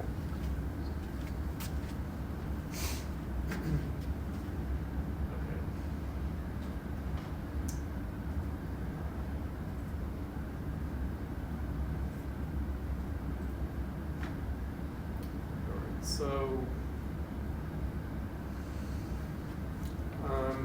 let's see how this is an essay question posed by a journal. So this was like an Enlightenment genre, which is that journals would sort of put out questions and then people would write in response. And so the essay question was, what is enlightenment and do we live in an enlightened age? What is enlightenment and do we live in an enlightened age? This is Kant's answer. So he says, enlightenment is man's emergence from self-imposed immaturity. Immaturity is the inability to use one's understanding without guidance from another. So that goes to the autonomy point, as opposed to heteronomy, ruled by another. This immaturity is self-imposed when its cause lies not in lack of understanding, but in lack of resolve and courage to use it without guidance from another. Dare to know, superior auto. Have courage to use your own understanding, that is the motto of enlightenment. Laziness and cowardice are the reasons why so great a proportion of men, long after nature has released them from alien guidance, nonetheless gladly remain in lifelong immaturity, and why it is so easy for others to establish themselves as their guardians. It is so easy to be immature. If I have a book to serve as my understanding, a pastor to serve as my conscience, a physician to determine my diet for me, and so on, I need not exert myself at all. I need not think, if only I can pay. Others will readily undertake the irksome work for me. The guardians who have so benevolently taken over the supervision of men have carefully seen to it that the far greatest part of them, including the entire fair sex, regard taking the step to maturity as very dangerous, not to mention difficult. Having first made their domestic livestock dumb, and having carefully made sure that these docile creatures will not take a single step without the go-cart to which they are harnessed, these guardians then show them the danger that threatens them, should they attempt to walk alone. Now this danger is not actually so great, for after falling a few times, they would in the end certainly learn to walk. But an example of this kind makes men timid and usually frightens them out of all further attempts. Okay. So what he takes up here is, in a kind of a perverse way, he turns a motto of Frederick the Great, who's an enlightened despot, who's absolute monarch, enlightened despot, so-called enlightened despot. He says, argue all you want, but obey. Argue all you want, but obey. And Kant says, that's not bad. We can work with that. Right? So he's sort of twisting it a little bit against Frederick the Great's intention. We can work with that. And the reason that we can work with that is that actually that's the real condition we're in anyway. Like our actual condition is that we must obey, but we are free to argue. So we are bound to obey, but we're still free to argue. So even if you didn't have an enlightened despot, putting it just like that, it would still be the case. So in what way must we obey? Well, we are cogs in a machine, meaning we are all hemmed in, bound by our private self-interest. I have to obey the rules of being a professor at the Art Institute. I do. I have to obey the rules of being a married person. I do. I have to obey the rules of being a member of American society. I do. It would be contrary to my self-interest to break any of those rules. I am bound, out of self-interest, to reason and act as a cog in a machine. It would be extremely detrimental for me to do otherwise. So I'm bound to obey. I may not be obeying a king, but I'm obeying all sorts of things, including obeying my own self-interest. Bound to obey. You must obey. However, that's not the end of the story. I can still argue. I can still reason, I can still think. I can still dare to know, even if I must obey. So that's the difference between private reason and public reason. So it connotates differently than we might immediately assume. So he thinks private reason is the reasoning of a cog in a machine. So in my job, in my personal life roles that I inhabit, I'm reasoning privately. But in my job, I'm reasoning privately. It's only when I'm reasoning as anyone or as a scholar, meaning in a completely detached way, but really reasoning as anyone, not just as me, who I happen to be, the roles that I play in society. That's public reason. Public reason. So public reason is reasoning as anyone, is reasoning as a scholar, meaning when people enter public debate, they're able to reason freely as anyone, not bound by their self-interest in the roles that they play. So when I first started teaching, within a few years, Barack Obama was elected, and I think, I'm trying to remember how long it was into his presidency. What was the incident where Kanye West took the microphone away from Taylor Swift at the Grammys? Right, he's like, Taylor, don't worry, I'll give it back to you, right? And then he plugged, I'm trying to remember which of his artists he plugged at the Grammys as the next big thing. Which of his acolytes. But anyway, the next day, Barack Obama had a press conference at the White House, and he had a little bit of a hot mic moment. So before he began the press conference, he was just bantering with the journalists, and he said, yeah, last night Kanye was really a jackass. Right? So when he said that, when Barack Obama said, last night Kanye was a jackass, he had no idea, right? Because in the meantime, Kanye has really become quite a jackass. That was not even the half of it, right? He wasn't speaking as President of the United States. He wasn't. He wasn't speaking as husband to his wife or father to his daughters. He wasn't speaking as a law professor at the University of Chicago. He wasn't speaking in any of those capacities. He was speaking as anyone. He was speaking as a scholar. Kanye was a jackass. Right, that was public reason. Whereas when he began the press conference, that's private reason. So speaking from the podium as President of the United States, that's private reason, according to Kant. Why is that? Because although Donald Trump has demonstrated otherwise, we know that presidents speaking at the podium are constrained by the role to say and do certain things and not other things. They're bound to obey the rules. Actually, so is Trump. He just likes to act like he's breaking the rules, but it's more theatrical and substantive. Right, so that's the distinction between private and public reason, but of course these are not unrelated. So there's a distinction, but there's also a dialectic between the two. Because in our public reason, we are still informed by our private reason. And in fact, the exercise of public reason then changes our private reason. Meaning, public debate, Kant thought, can change the functioning of the machine, can change the functioning of cogs in the machine. And indeed, that's why public reason exists. So public reason only exists because we can change the machinery, because we can change the functioning of the cogs that we are in the machine. That if that possibility of change didn't exist, then public reason would be impossible.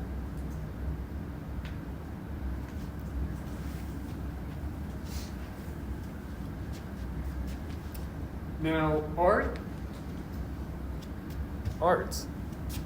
is part of public reason. Art is part of public reason. Now, of course, artists are bound by self-interest to function as cogs in a machine, to try to serve their patrons, whether that's state or private sponsors, or the public in general with their artworks as commodities on the market. But there is a dimension of art that goes beyond that. Right, so one's professional career as an artist is going to bound one to practice your art in certain ways. Nonetheless, art itself also functions not merely as an exercise of private reason, but also as an exercise of public reason. And the reason for that is that art can change what art is. Art can affect how art functions in society. Again, that category of experience that Lyotard put under scrutiny, transformative experience. So art is supposed to be a transformative experience, meaning if art's not just a kind of rote exercise, if it's not just churning out more of the same, if it's not just a traditional craft exercise, then every work of art should be aiming, and maybe is implicitly aiming, at changing what art is. Every painting is implicitly aimed at affecting what painting is. Every poem is implicitly aimed at affecting what poetry is, etc. Every novel is aimed at transforming what the novel can and should be, not merely repeating the past. Right? So why does anyone ever have to write another novel, ever? Why? Is it just capitalist innovation, like market renewal? No, every novelist who sits down to write a novel should be thinking anyway, why does this novel need to be written? How will this affect what it means to read a novel? There is at least that aspect. So again, art is part of public reason, meaning why would we debate things? Why don't we just keep our heads down and live and do our job and whatever? Why would we ever enter into the public sphere to debate, to argue all you want but obey? Well, the only reason of entering the public sphere to debate and argue is to change things. That's not the point. If things are going to remain the same, then there's no point. Right, that's the only point of public reason.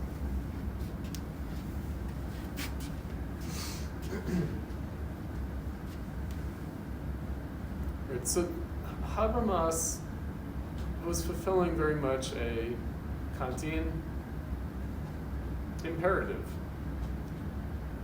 by saying, well, look, right now, art and culture, as well as politics, economics, science, all these things are basically under the care of guardians.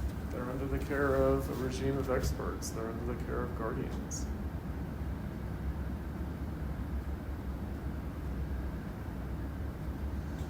Now, the scientific revolution, the bourgeois scientific revolution, Galileo, Francis Bacon, all the big scientists of the past,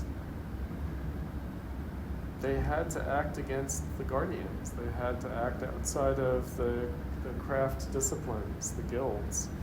They all had to do things on their own. They all had to walk alone. Right? Whereas now science is only practiced institutionally. If it's not practiced institutionally, it's not really science, is it? And yet there was a time in which science only happened because people acted outside the institutions. That's the only way that science came into existence. Whereas now to be a scientist, you have to be a credentialed professional. You have to be approved by the guardians. You have to become a guardian.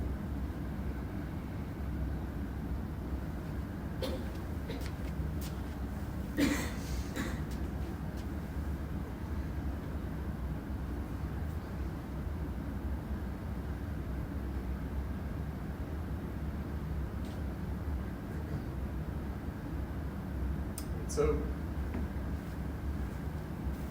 he calls it the revolution of custom, that we're in a constant state of revolutionizing our customs. We're constantly changing things in that domain. And that's why there is a public sphere at all. That's why there's a public reason at all. That's why there has to be. We could say that's the only reason for art to exist. Later, we're going to when we read Benjamin, we read Benjamin's author as producer. It's as much that piece as it is the work of art in the age of mechanical reproduction that Habermas had in mind with invoking Benjamin. And in the author as producer, Benjamin is going to say that the role of the artist is to do something other than and more than just feeding the apparatus. That if the artist just feeds the apparatus, they're abdicating on their task. Right, so the artist could just feed the apparatus, and that's mostly what artists do, but they should feel tasked to do more than that. Right, to go beyond that. Because feeding the apparatus just means operating as a cog in the machine. Whereas the point is to change it. The point is to change it.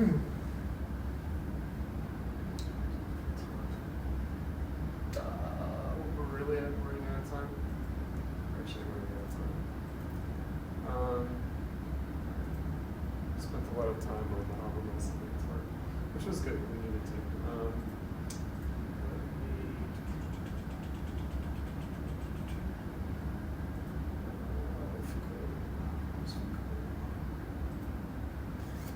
Probably are not going to give Foucault his due. All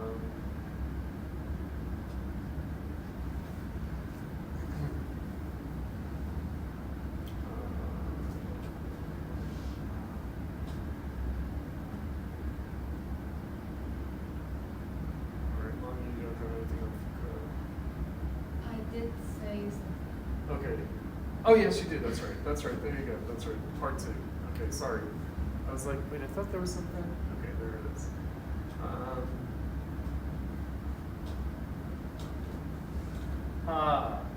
That's a deep one. Yeah, I actually have a question because Foucault sounds like Marxist in a way. How so? I don't know. Like when he talks about like the historical conditions and events,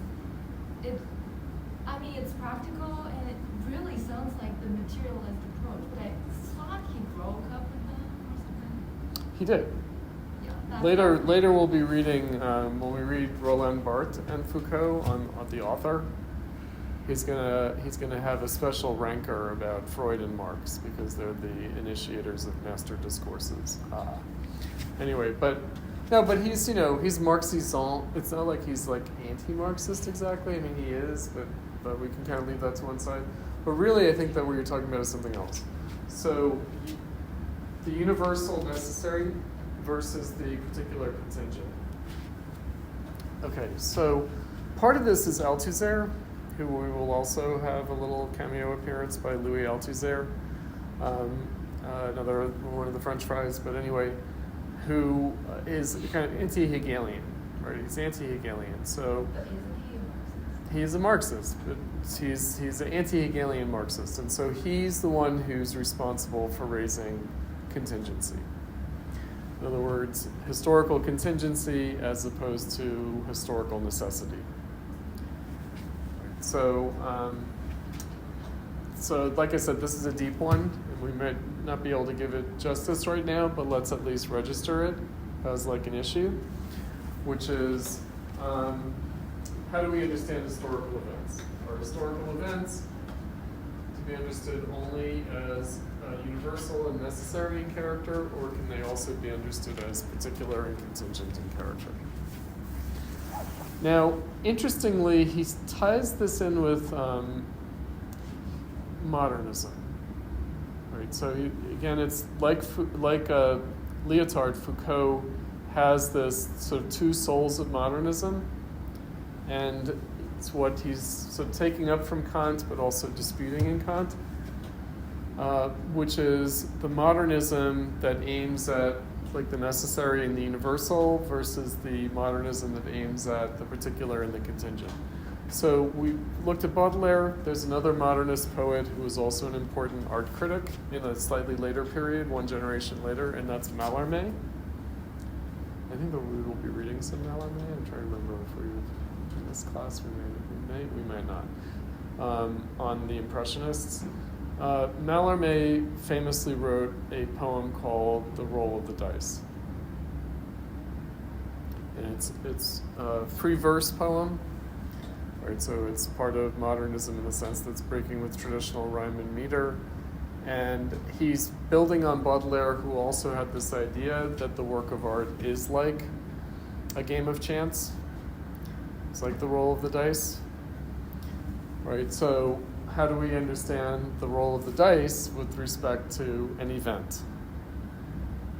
Right, so what constitutes an event? Is an event something that is sort of logically determined and therefore universal and necessary in character, or do we understand an event precisely as what is unexpected, contingent, and particular in character? And by the way, students of Althusser have gone on to write tomes, philosophical tomes, on this issue. So, like Alain Badiou, who's a student of Althusser, wrote 2 major works, Being an Event and The Logics of Worlds. That's all about this. So it's all about how do we understand events? Do they have a logical and necessary character, or are they more contingent? And it's really how we understand freedom. In other words, freedom, if freedom is understood as a logical necessity, that would seem to not be very free. Whereas what Althusser and here Foucault and then others after Althusser and after Foucault have done is said, no, freedom is precisely in the particular and the contingent rather than in the universal and the necessary. Okay, so what would be the problem there? Well, if freedom is just a random accident, then how can we take responsibility for it? How can we be subjective agents of it? How are we not just objects of it or victims of it? Right, so in other words, it's, I think that Pippin put it in the reading last week, the category of necessity in philosophy. How do we understand the category of necessity in philosophy? Or the necessary conditions of what isn't? So meaning, the way Kant understood necessity is that freedom is the highest necessity. In other words, there's necessity in terms of an account of the way things are, concepts of nature, the way things are. There's also another set of concepts that speak to a higher necessity, and that's the necessity of changing things, the necessity of freedom.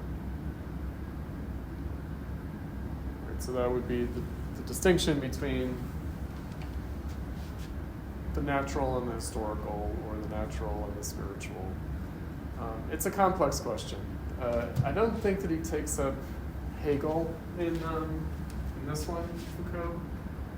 I think he's hewing close to the Kant. But Hegel had this idea that the contingent becomes necessary. In other words, when something particular and contingent happens, because it happens and because it has effects, in retrospect it becomes necessary. In other words, it becomes part of reality, and then we have to relate to it as necessary, as having necessarily happened, because it made us what we are now. So something in the past, even if it was a random accident, from our standpoint, because we are the result of it, it becomes necessary. Meaning we have to treat it as necessary, we have to take it up and feel tasked by it rather than feeling like, oh, it just happened to us. It just happened, and therefore things are the way they are. Right, so to be subjective agents in the world, we have to treat even the accidental as necessary, since it creates the conditions that we have to engage and try to transform. All right, so a dialectic of freedom and necessity. A dialectic of freedom and necessity. A dialectic of the particular and the universal. Meaning the necessity of the particular gives it a universal character.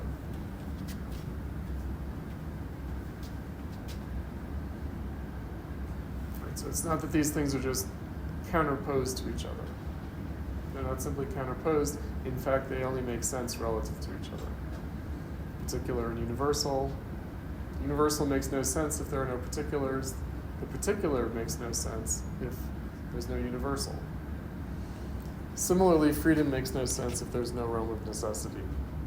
And necessity would make no sense in and of itself. There would be no reason to treat anything as necessary other than to task us with freedom, changing it. So, whereas Foucault, yes, there's a little bit of paradox here. Let's put it that way.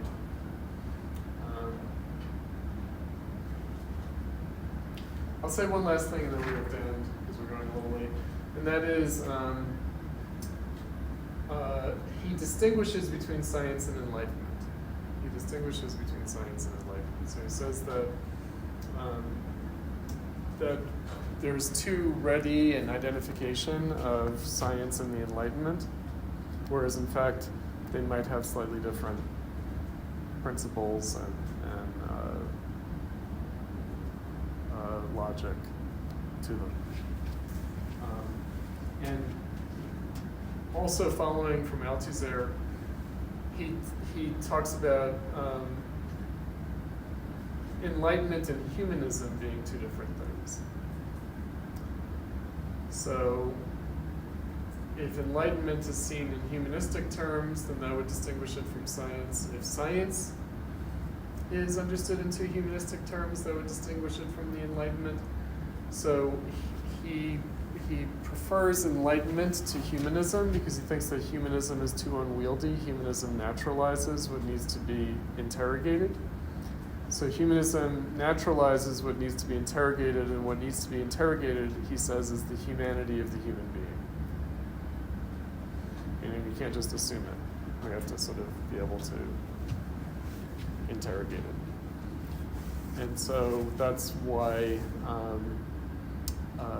he thinks the task of enlightenment is unfulfilled. Oh, that's something that we forgot to mention about the Kant. So what is enlightenment, and do we live in an enlightened age? Kant said we don't live in an enlightened age, we live in an age of enlightenment. So what's the difference? It's not that we are enlightened, it's that we're becoming enlightened. So enlightenment is a process of becoming, it's not a state of being. It's not like, okay, we're enlightened. It's rather, we're always in the process of becoming enlightened. That what enlightenment is a process, it's not a state. It's not a static proposition. And Foucault keys into that aspect of things. So the problem with identifying enlightenment with humanism is that it might give us a static view of humanity. So that we are enlightened when we are like true to our humanity, but what if our humanity is constantly changing? Right, so that's why he prefers enlightenment to humanism. Because humanism isn't as precise, whereas enlightenment is more like accurate to the actual point.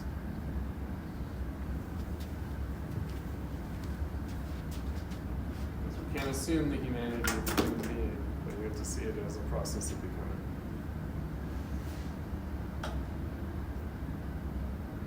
All right, so sorry we've been a little late. So I've got my volunteers for next time. Like I said, we're going to take us back to the beginning of the story, especially with respect to the history of art. So this was one of our more conceptual weeks. We'll have a few of these, but we'll now get into the historical rather than the sort of logical and philosophical. All right. See you guys. Have a good weekend. Have a good week.